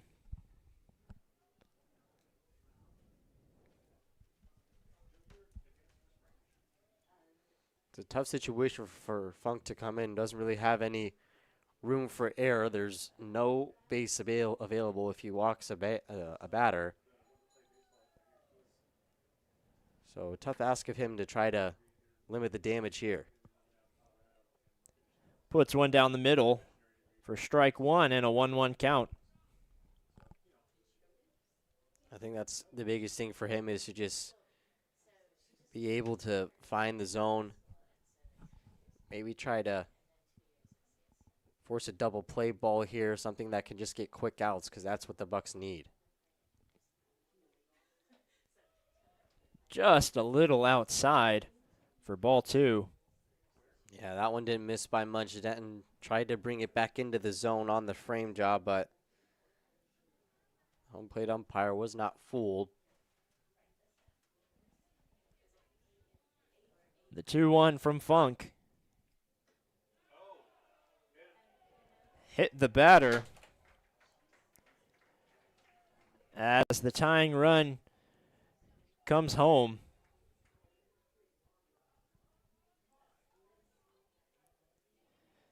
So the relief pitching struggles continue for the Bucs as Isaac Fernandez heads home, Holubowski to third, Garrison Jones to second, and Wyatt Bundy up with no outs to potentially do some more damage as he sends one into left field, just foul by a few feet. Yeah, that one didn't miss by much. It's the first time in a while that batter's finally been able to put a swing on a pitch. They haven't had to take the bat off their shoulders much here in this inning with all of the free passes and hit batters by the Bucs.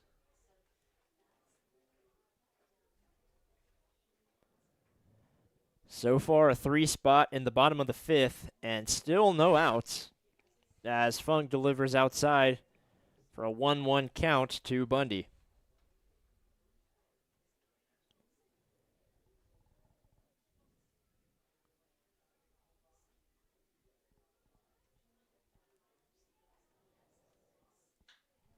Puts this one into right field. Will drive in at least 1 run. Raymond able to get the throw in. So the Oilers take the lead with 4 runs in the bottom of the 5th. And still no outs.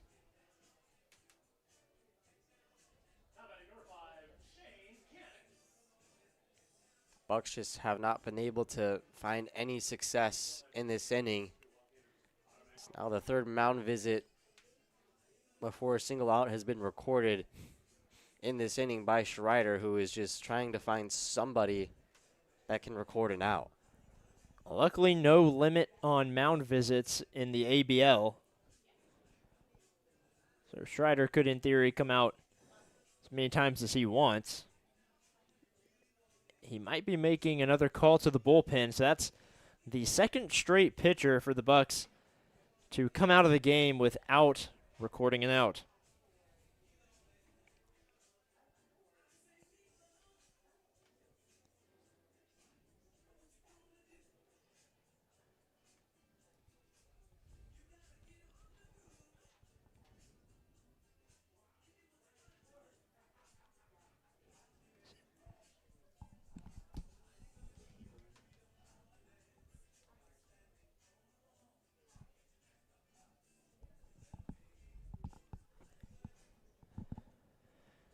It will be another righty in number 32, Andrew Haberman, who comes out to the mound. Now pitching for the Bucs, number 32,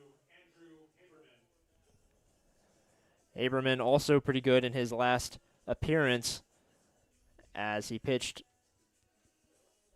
the final inning 2 days ago. Yeah, came in for an inning against the Chinooks on Sunday and the Pilots on Monday. Didn't give up a hit or anything in either appearance. That's what the Bucs are looking for here.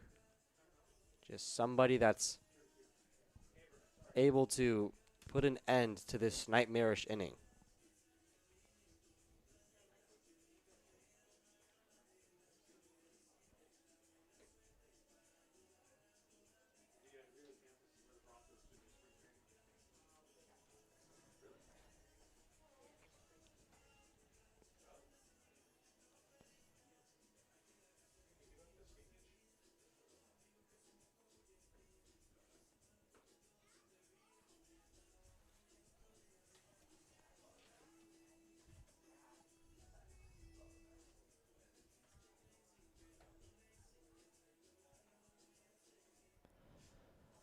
So Haberman done warming up. He comes into the game again with a sticky situation here as the Bucs have given up a 4-1 lead. Now 5-4. With the bases loaded, no outs. It's been 3 walks, a hit by pitch, and 2 singles that have driven in 4 runs here in the bottom of the 5th inning. He will deliver to Shane Cannon, the leadoff hitter.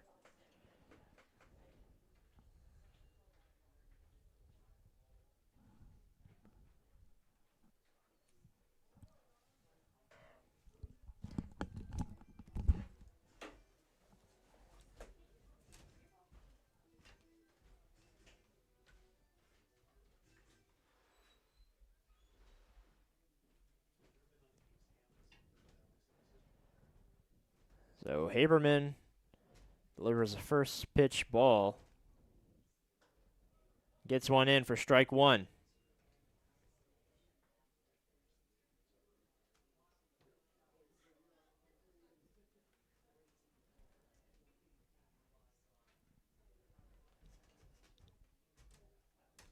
A 1-1 count. Tip foul back for strike 2.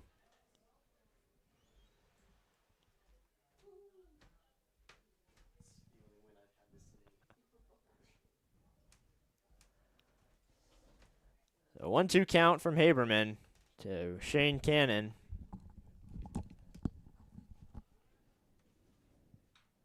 He sends that one to Hank Smith at first, who will throw home and won't be able to get the throw in the correct spot.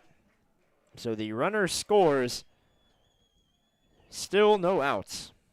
Yeah, tough play there for Hank Smith. He bobbled the catch, so would have been smart to just touch first base and get the shore out. He tries to make the hero play to home. His throw just rushed and off the mark. So would have been a good play had he been able to get the throw off correctly. But Shane Cannon reaches on fielder's choice, and now Sammy Lopez popping up to shallow right. Raymond throwing home. Will get the... Well, tagged him in time, but Ty Denton lost the ball as it comes out of his glove. that was a tough play as Denton laid the tag, and it looked like the runner just smacked the ball out of his glove.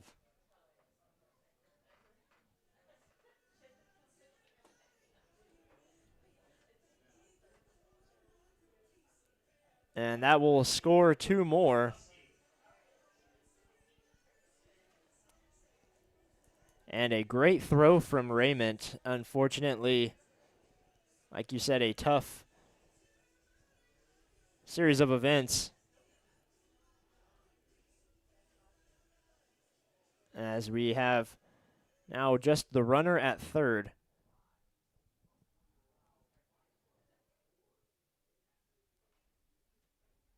They do get the out, luckily, so as that ball is chopped over to Lanphier, who can't make the play. Another run for the Oilers. Heads home.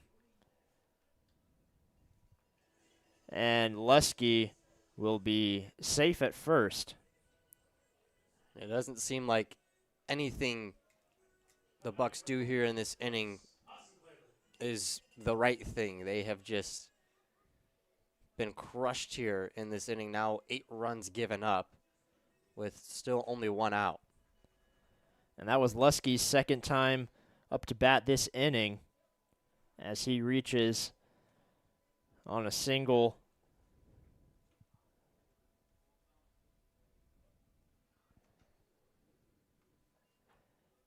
And things felt so good after the Bucs put up 2 runs in the top of the 5th. Now a much different ball game. Down 5.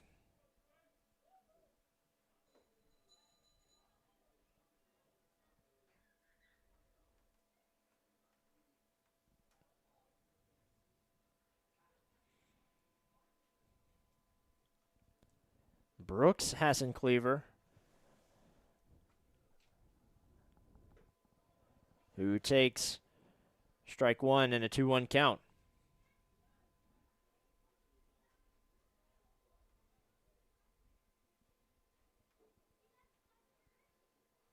When the Bucs eventually get out of this inning, it's going to be a very tall task for them to be able to try and respond to the type of inning they've given up. This can deflate a team's game and also rest of the week.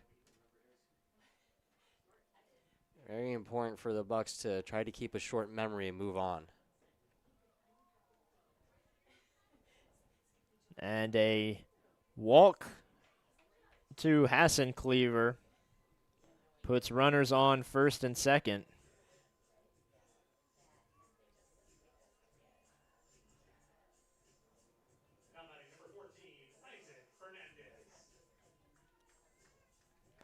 It'll be Fernandez who hit a single earlier this inning.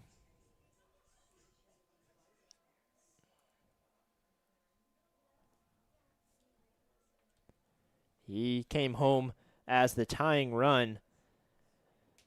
It feels like so long ago as he chops one to Miller at third. Throws it to second. Not in time at first, however, do get the out at second base.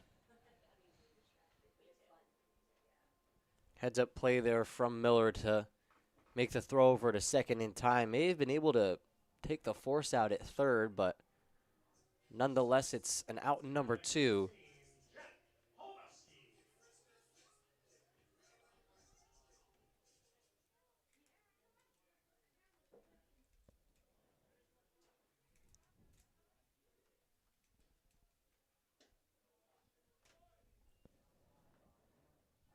Now Garrison Jones up to bat.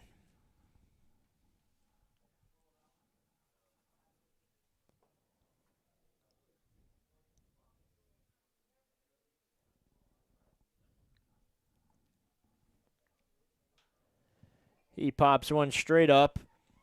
Denton looking as he catches it in foul territory for the third out here in the 5th inning. Well, an 8 spot put up by the Oilers in the bottom of the 5th as they take a 9-4 lead heading into the 6th. We'll see what the Bucs can make of it when we come back.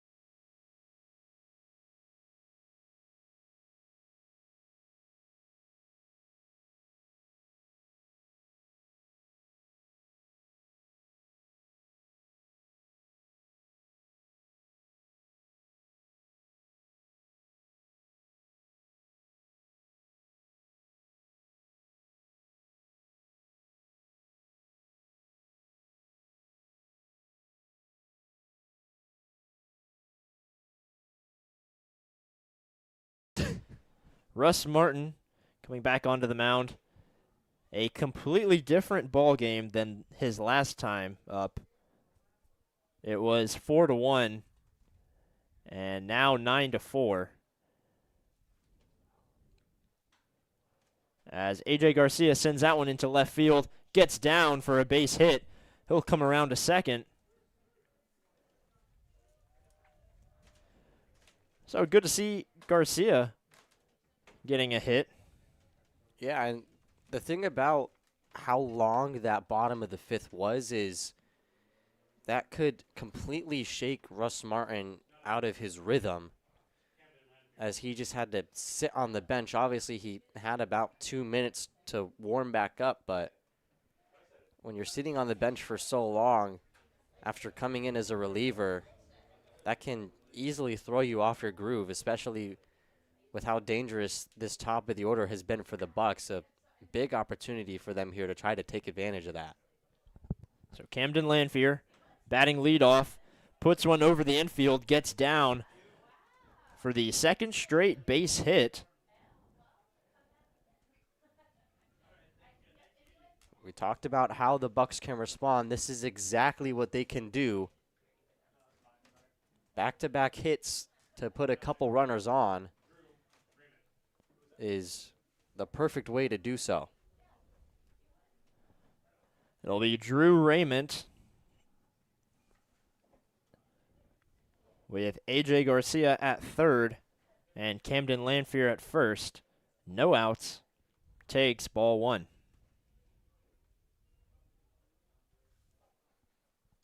Raymond, when he's been able to barrel up the ball, has been outstanding. He's drawn 2 walks, so he hasn't had to do that too much.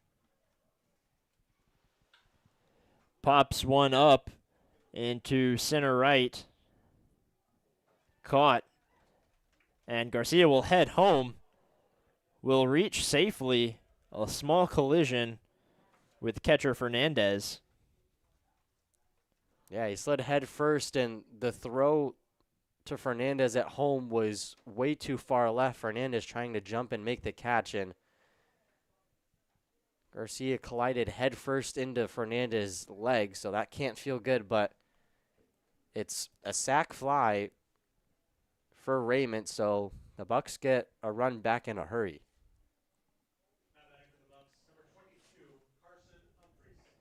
It will be pinch hitter Carson Umphreys coming in for Luke Taylor. You wonder if that's because of how much pain Taylor was in when that ball came up and hit him on the arm. But Umphreys has also swung the bat well. So it could be the Bucs just trying to find a new flamethrower. And he puts one between first and second for a base hit. Lanphier will stay at second. And the Bucs now with a few hits of their own. They've come out here with a purpose in the top of the sixth. They're trying to just get base hit after base hit. They don't have to get them all back at once, but they're certainly doing a good job here working their way back into the game. So it will be first baseman Hank Smith up at the plate. He'll take strike one. Smith has come just a couple of feet away from home runs in back-to-back at-bats. With the momentum that the Bucs have right now, you wonder if he's going to try to take that and send one over the wall. He fouls that one off for strike two.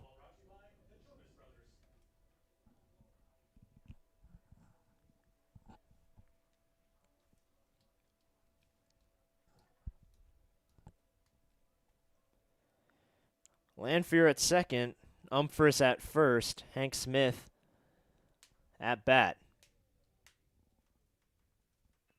Martin delivers low, makes it a 1-2 count. Smith is one of those guys that has no batting gloves. He's choked up a little bit on his bat to shorten his swing. Has that righty on lefty matchup with the right-hander on the mound. He sends that one just foul down the third base line. Stays a 1-2 count with one out in the top of the sixth. The Bucs have gotten one back here in the top of the sixth.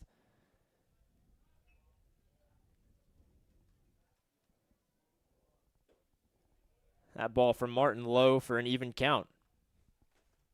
And with Smith shortening up his swing, that opens up the outer part of the plate, and just any outside pitch in general as a potential dangerous strikeout spot if he swings at the pitch. Martin has tried to find that spot, but he hasn't been able to so far.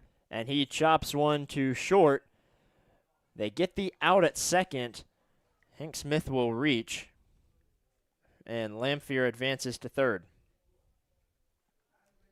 Yeah, the shortstop, Shane Cannon, wasn't able to field that clean enough for a quick throw over to second. Lopez decided to hold up rather than throw over to first and avoid a potential errant throw that would score another run from third.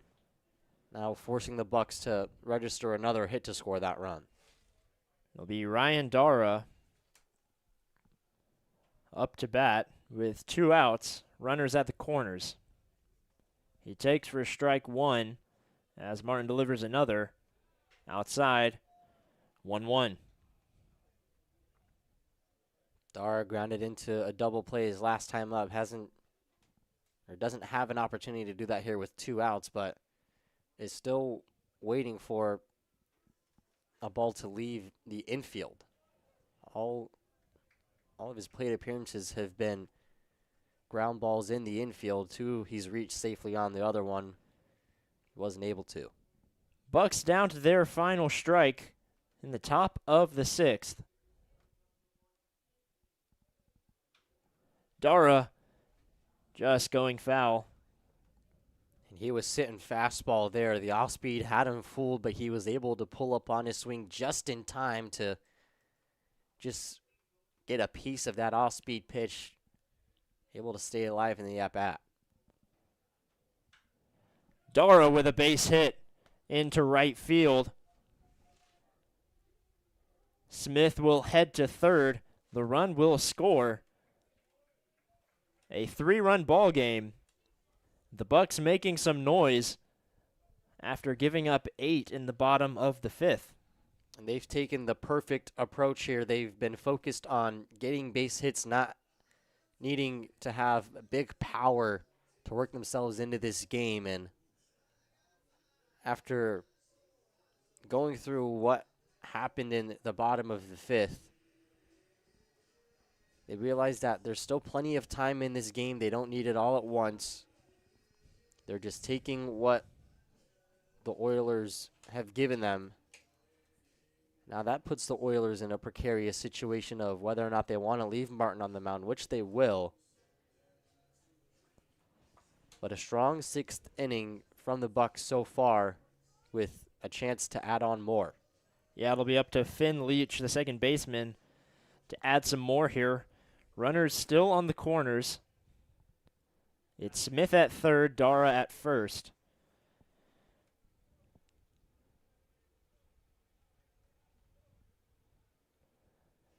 And despite the score, the Bucs actually lead in hits 11 to the Oilers 7. However, many walks and a couple hit by pitches, as well as 3 errors from the Bucs, have resulted in the 9 runs.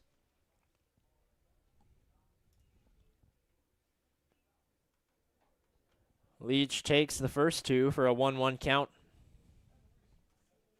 Leach had that RBI single that capped off that 2-run 5th just an inning ago, trying to find the outfield grass once again to keep this inning going. A tipped ball caught by catcher Fernandez for strike 2. Once again, down to the final strike.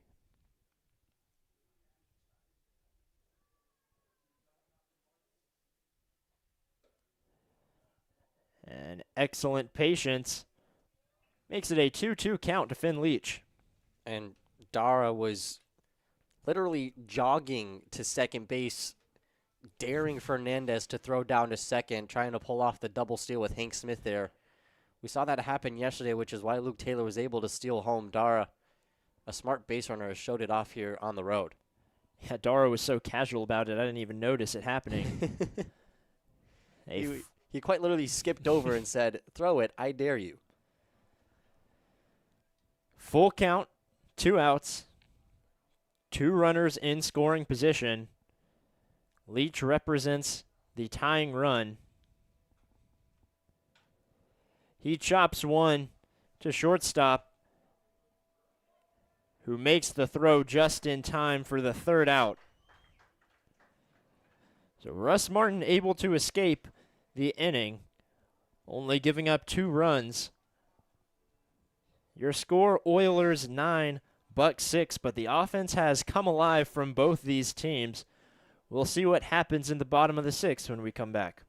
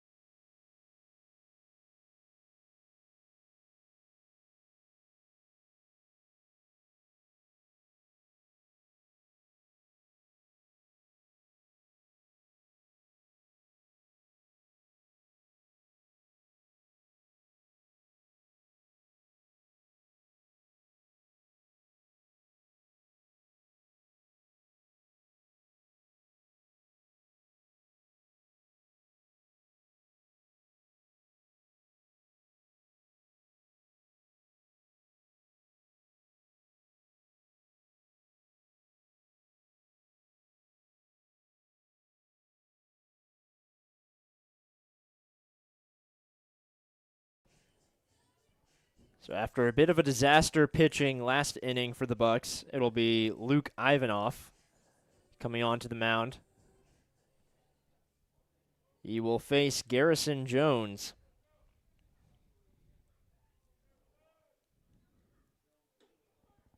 His first pitch inside for ball one.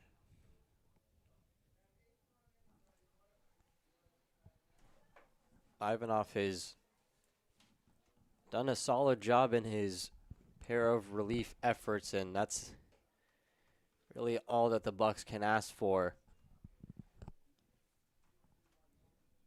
Anything will be an improvement from last inning, unless they somehow do worse. I don't think that's possible. I don't want to find out if that's possible. The 2-0 gets in for strike one.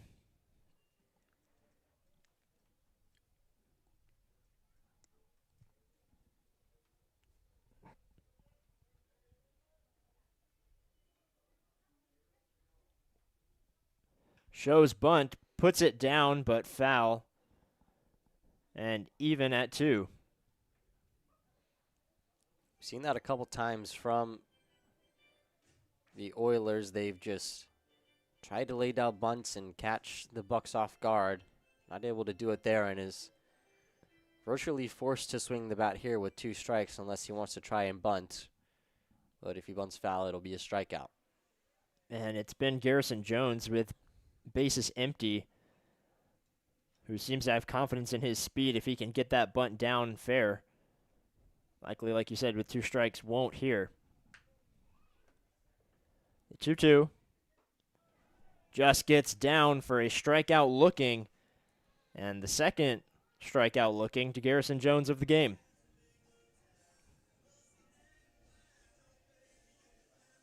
Yeah, Ivanov just frozen there with that slider. If the Bucs are able to get a 1-2-3 inning here, that could be huge. We've seen what their offense has been able to do. It'll be Brady Brown, the right fielder, with 1 out. Ivanov delivers in the dirt for ball 1.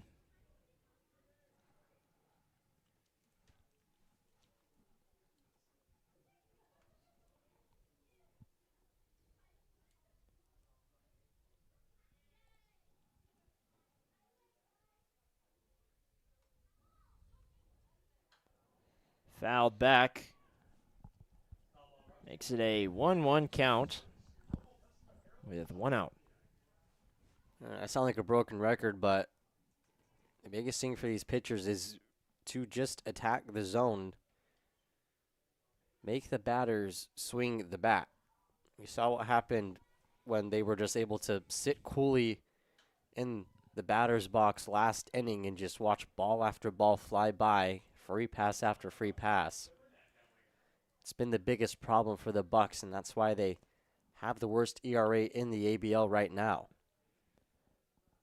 And not making things much better as they've given up 9 so far this game. A 1-2 from Ivanov. As Brown puts that down for a base hit. Raymond with great speed able to get there and gets a throw in. Brown has to stay at first. What a play there by Drew Raymond to cut that ball off before it reaches the field. Brown thought for sure that he had extra bases there and was digging for 2, rounded first base with confidence before glancing up and seeing the ball almost already back in the infield. Now it'll be Wyatt Bundy up to bat with a runner on and 1 out. Bottom of the 6th.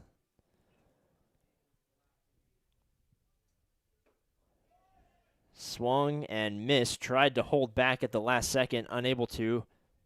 Gets strike 1. Yeah, that was a great off-speed pitch there from Ivanov. Completely fooled Bundy, who thought he was looking at a sure strike in the zone, and that just dipped below and out.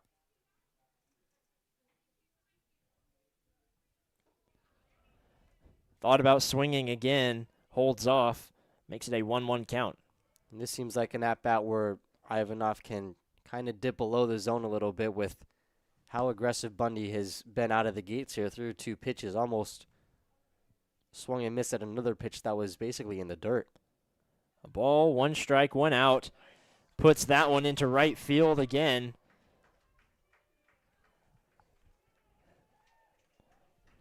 For a 1 out base hit from Bundy, Brown stays at second.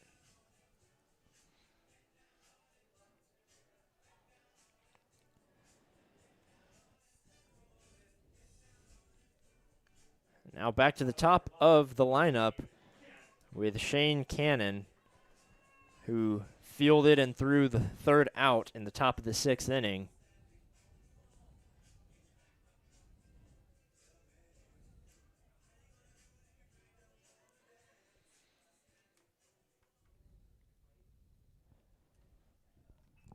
With a runner in scoring position.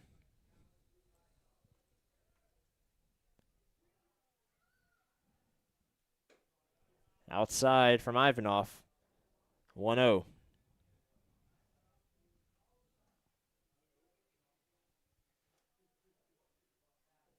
Cannon has reached base safely 3 out of 4 plate appearances already. He's in his 5th plate appearance in 6 innings. He takes again, this time in for a strike and a 1-1 count.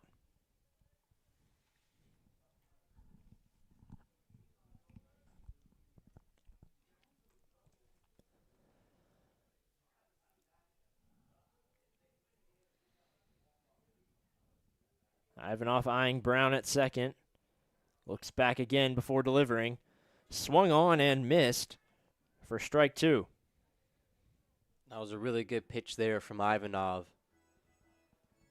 Started in the same place that the previous pitch landed for a strike, and I'm sure Cannon knew that and started to load up before realizing a little bit too late that that ball was trailing way out of the zone.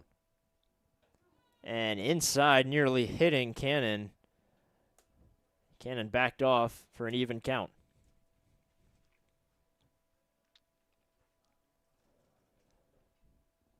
Tried to throw that front door curve, but it started out and stayed out. Ivanov still with a chance to strike out Cannon here. He puts one way outside. Makes it a full count from Ivanov, who got the first out of the inning on the first batter, Garrison Jones, on a strikeout looking. There have since been 2 singles into right field, and now a full count here to Cannon.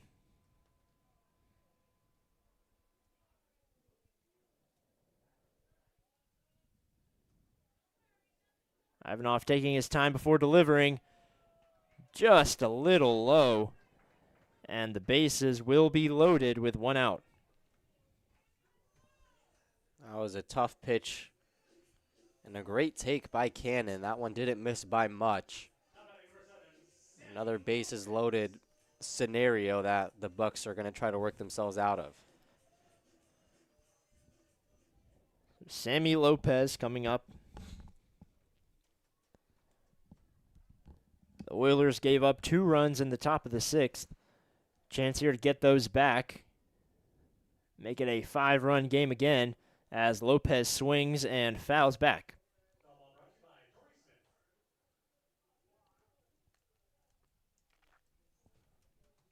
Lopez has been one of the more aggressive batters in this lineup. Has only reached on 1 walk, but has put the ball in play in every single other at-bat.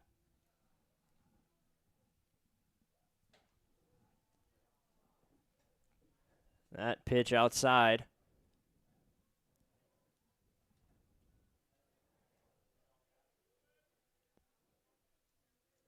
We know how patient these Oilers batters can be with bases loaded. We've seen 2 bases loaded walks that have resulted in runs. 1-1 from Ivanov. Popped foul. It's a good pitch there by Ivanov. Don't risk falling behind in the count, especially with nowhere to put the batter. Take initiative, take control. Now that opens up his arsenal a lot more. You could try to force a chase down and out of the strike zone or just attack the batter straight on. 1-2 outside. Tried to get him to chase there, but curveball just started too far out of the strike zone to be appealing enough to force a swing from Lopez.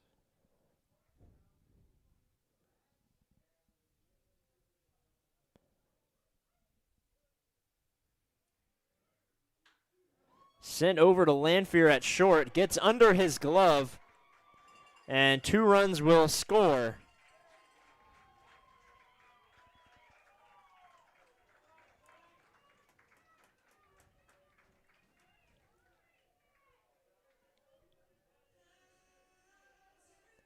Well, it felt like the Bucs might be getting back in it after putting up 2 runs in the top of the 6th. Now give back 2 runs to the Oilers. And it is once again a 5-run game. Your score, Oilers 11, Bucs 6. Lanfear just unable to keep his glove grounded on the diving play, snuck right underneath it and into left field. Almost a great play from him. Now the Bucs back in the same hole they started this 6th inning in.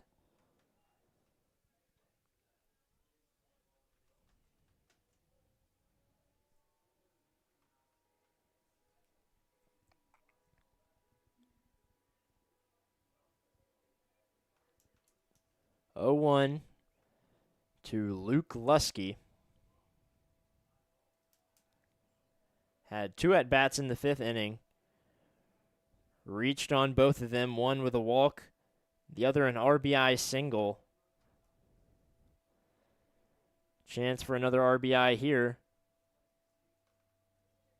With Lopez at second, he chops one foul and goes down in the count 0-2. It's the first time in a while that the Bucs have been able to generate a 0-2 count. Very important for Ivanov to get something of an out here with how far ahead he is in the count.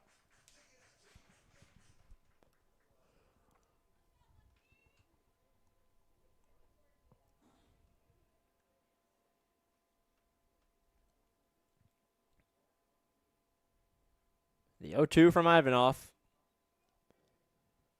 Will head back to second. Nearly got the tag. However, Lopez safe. That was a very close call. Ivanov lightning quick on that pickoff attempt, and it was right on the money. Leach barely had to move his glove, but Cannon was just barely able to dive back in time. The 0-2 high. Makes it a 1-2 count with 1 out in the bottom of the 6th inning.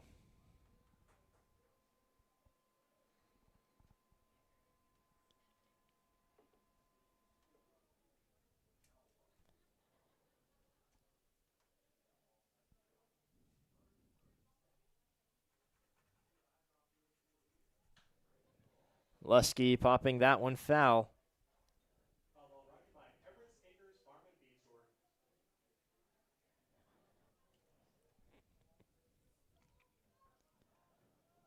Lusky, the DH in today's matchup, who didn't see success with 2 pop-outs in the infield his first 2 times up, and then in that 5th inning did some damage, as most of these Oilers hitters did, and puts another one up the middle. Lopez will stay at third. And the bases are loaded once again in the 6th inning. Perfectly placed hit for Lusky right up the middle where nobody was at. Still only 1 out in this inning. The Bucs, once again, in danger of completely deflating any momentum that they had in the 6th. It'll be Brooks Hassencleaver, the first baseman.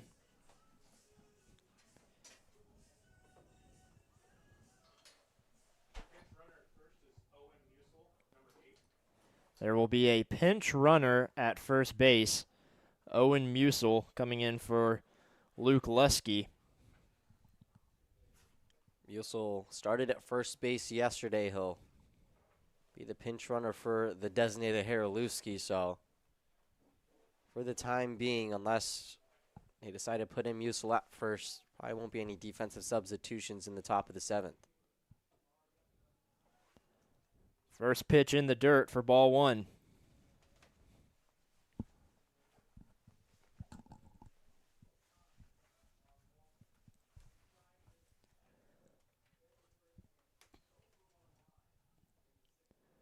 The hits now tied at 11 between the two teams.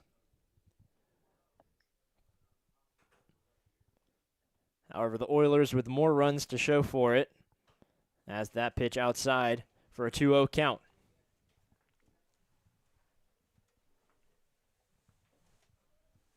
After starting off the inning with the backwards K, Ivanov looked to try and keep this a 3-run game like the bottom of the 6th began, but 4 singles and a walk later, finds himself in the same boat as the rest of the Bucs relievers. And here's another base hit. That will drive in a run.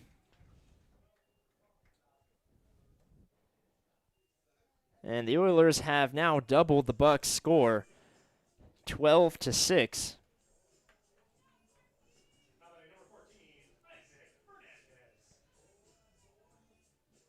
Ivanov just not having enough movement or speed on these pitches to be leaving them over the middle of the plate like he has. Just serving them on a silver platter for the Oilers.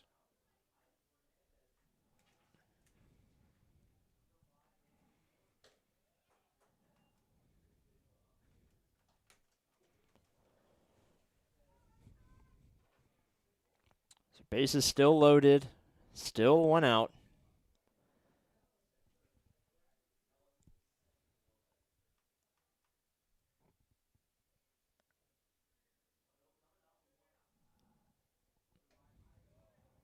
Strike 1 delivered in from Ivanov.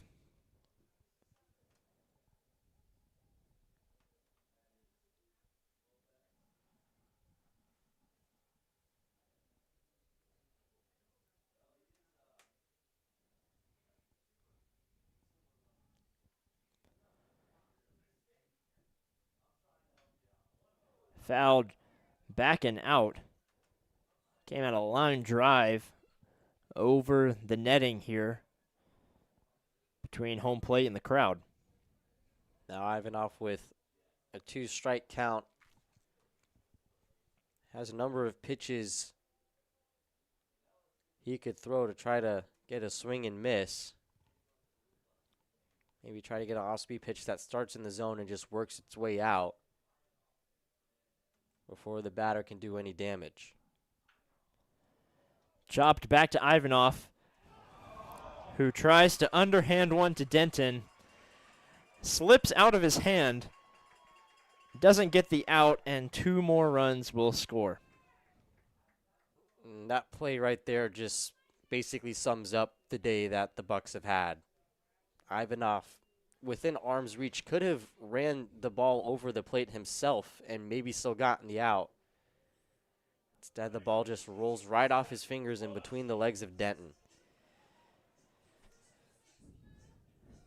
And the worst part of all that, doesn't even get the out. A lot of the times teams will trade the out for giving up a run if there's maybe a close play at home, but there's a routine play they can throw over to first. In this case, don't even get the out. Still with just 1 out here in the bottom of the 6th. As Jack Holubowski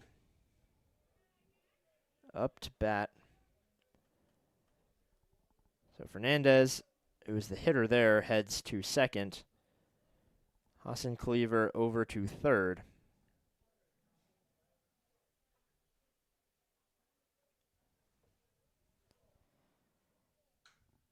pops this one into center. Garcia playing shallow, lets it drop before throwing home. Denton can't hold on. Another run scores, and all the runners are safe.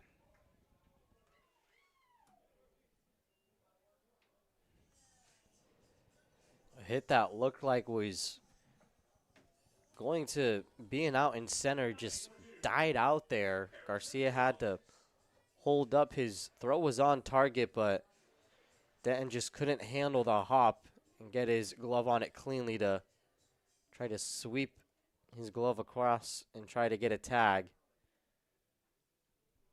It will only be counted as a single and will reach second because of the throw home.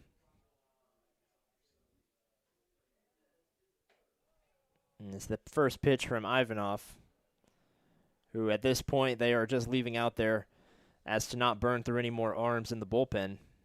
That's pretty much all you can do. You got to remember you still have 2 more games before you get a day off, as it looks like Ty Denton may have got some dirt in his eye after that pitch.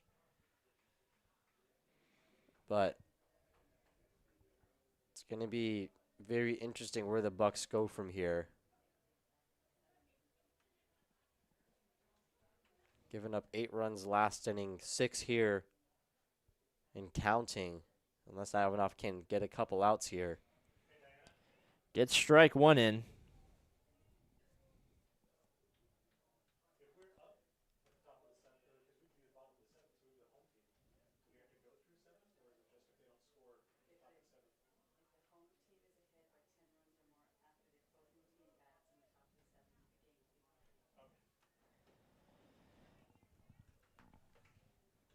Bucs now approaching run rule territory. If the Oilers get run number 16 on the board in this inning and the Bucs can't answer with any in the top of the 7th, that will be the game.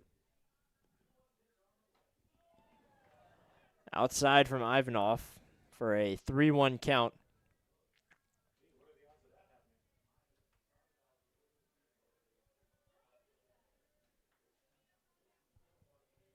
Obviously, both teams have to agree to the run rule before the game. We saw it last year. A couple teams with double-digit runs that ran its course.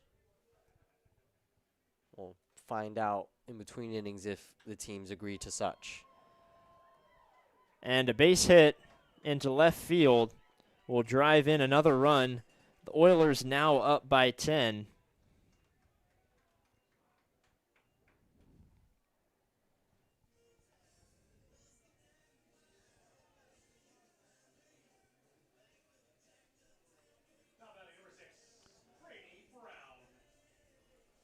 Runners at the corners.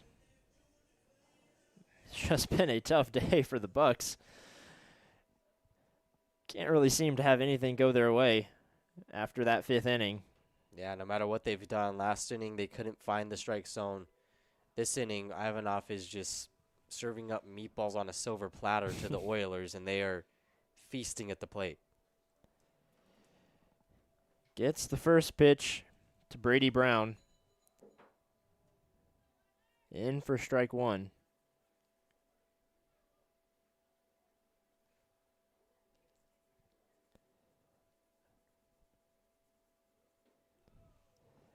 Low for ball 1. In other news, Ivanov's hat has stayed on this entire outing. I think that may be a personal record of batters faced this season without losing his hat. Well, that's why this isn't going his way. It's obvious the hat is staying on. The superstition of his hat falling off, it does something right. Here's a pop-up. Should be a can of corn. Caught by Dara. Keeps the runners where they are. Good job by Dara to fire that quickly and was able to get under it in the way that he was able to kind of come into the catch so he could put all of his effort into the throw to home. Also smart by Miller to cut that off at the mound as soon as he saw that the runner wasn't going to tag up to make sure that Jones over there on first wasn't getting any ideas to try to steal an extra base. Pops this one into left. Dara right there for it for out number 3.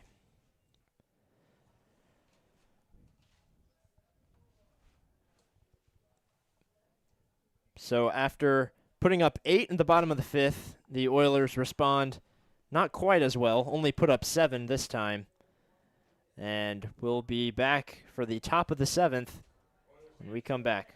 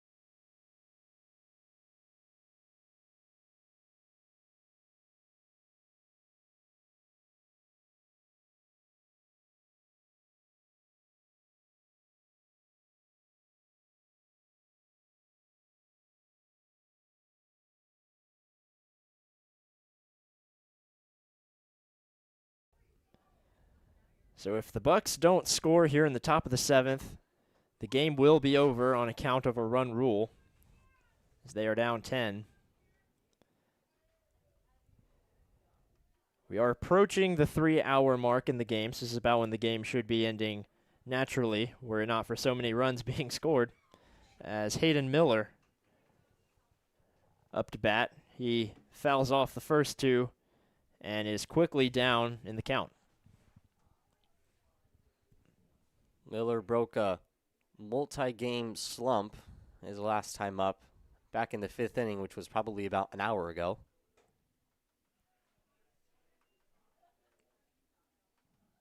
He takes for ball 1.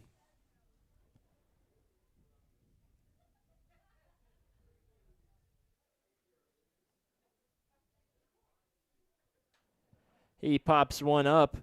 Fernandez trying to make a play. However, will land somewhere near us. Could hear it land. Don't quite know where. I think it went right on top of us if I had to guess. Miller just trying to fight off a pitch and find something he can hit. If the Oilers can put up 8 runs in an inning, who's saying that the Bucs can't? That's a great point as Miller grounds one over to third. Trying to beat out the throw. He does. As first baseman Hassan Cleaver couldn't hold on, had to jump up to grab it.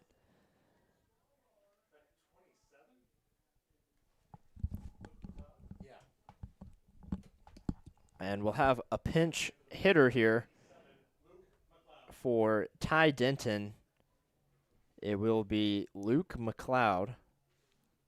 With Nick Taylor already being pulled and now Denton, those are the 2 catchers. So if this game is extended, I'm not sure who they would go to as a catcher. McLeod is pitched and played in the outfield, so who's saying that he can't do all of that?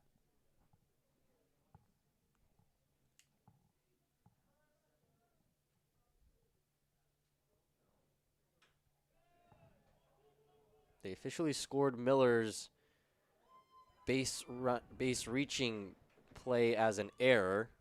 He's able to advance to second, though, so McLeod does his job to advance the runner.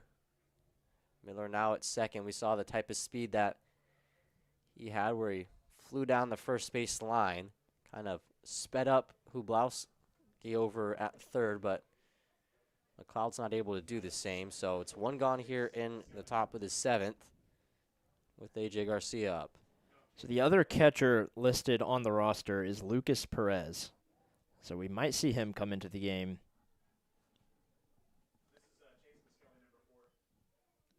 We now have Chase Maselli coming into the game for A.J. Garcia. So emptying the dugout here for Kirk Schreider.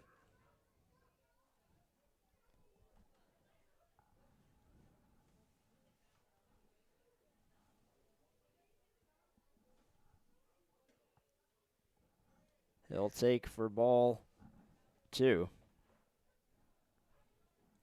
Maselli has not played against the Oilers yet, was not in yesterday's game. The first look he's getting here in Kenai. With 2 games left on this road trip, I'm sure we'll see him again.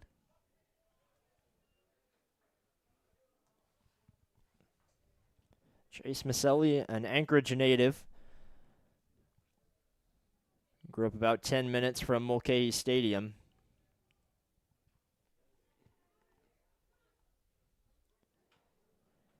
Chops one foul.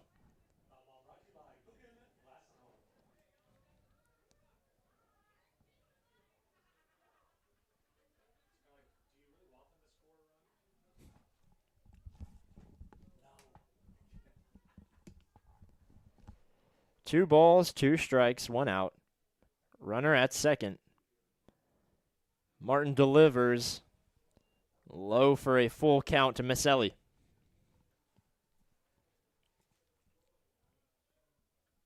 So there's still valuable at-bats for all these hitters.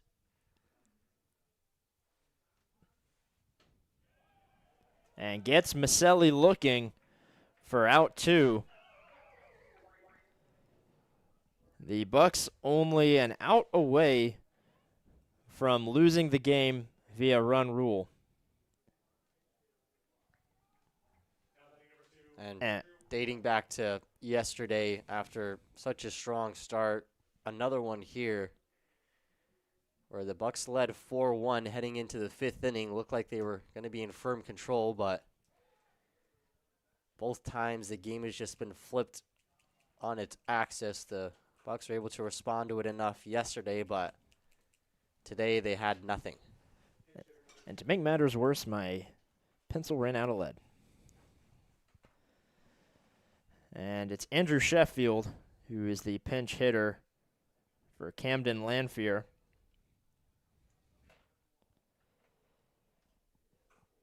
He will potentially be the final out of the ball game if he can't score in Hayden Miller. He swings and misses for strike 2.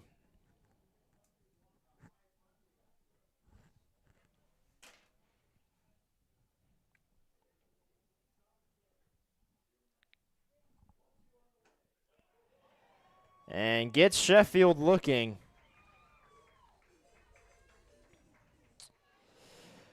And the Oilers will win the game.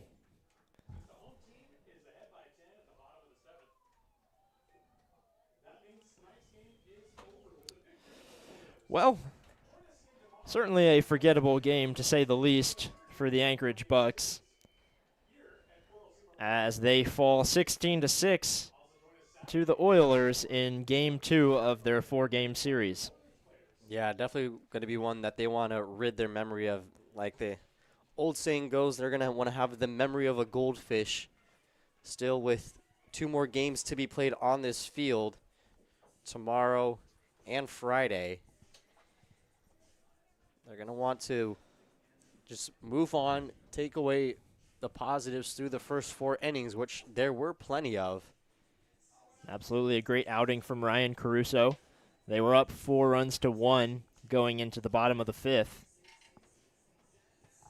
Just seems that in a lot of these losses, when they give up runs, they give them up all at once. So it's just about limiting the runs or the rallies given to the other team and putting themselves in better scenarios and just not letting a small snowball turn into an avalanche at the wave of a hand.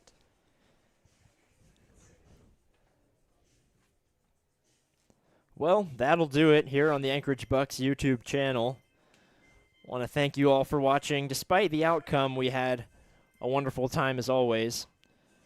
Ren Grimsley, along with Jake Sloan, will be back tomorrow at 6:30 for Game 3 between the Oilers and the Bucs.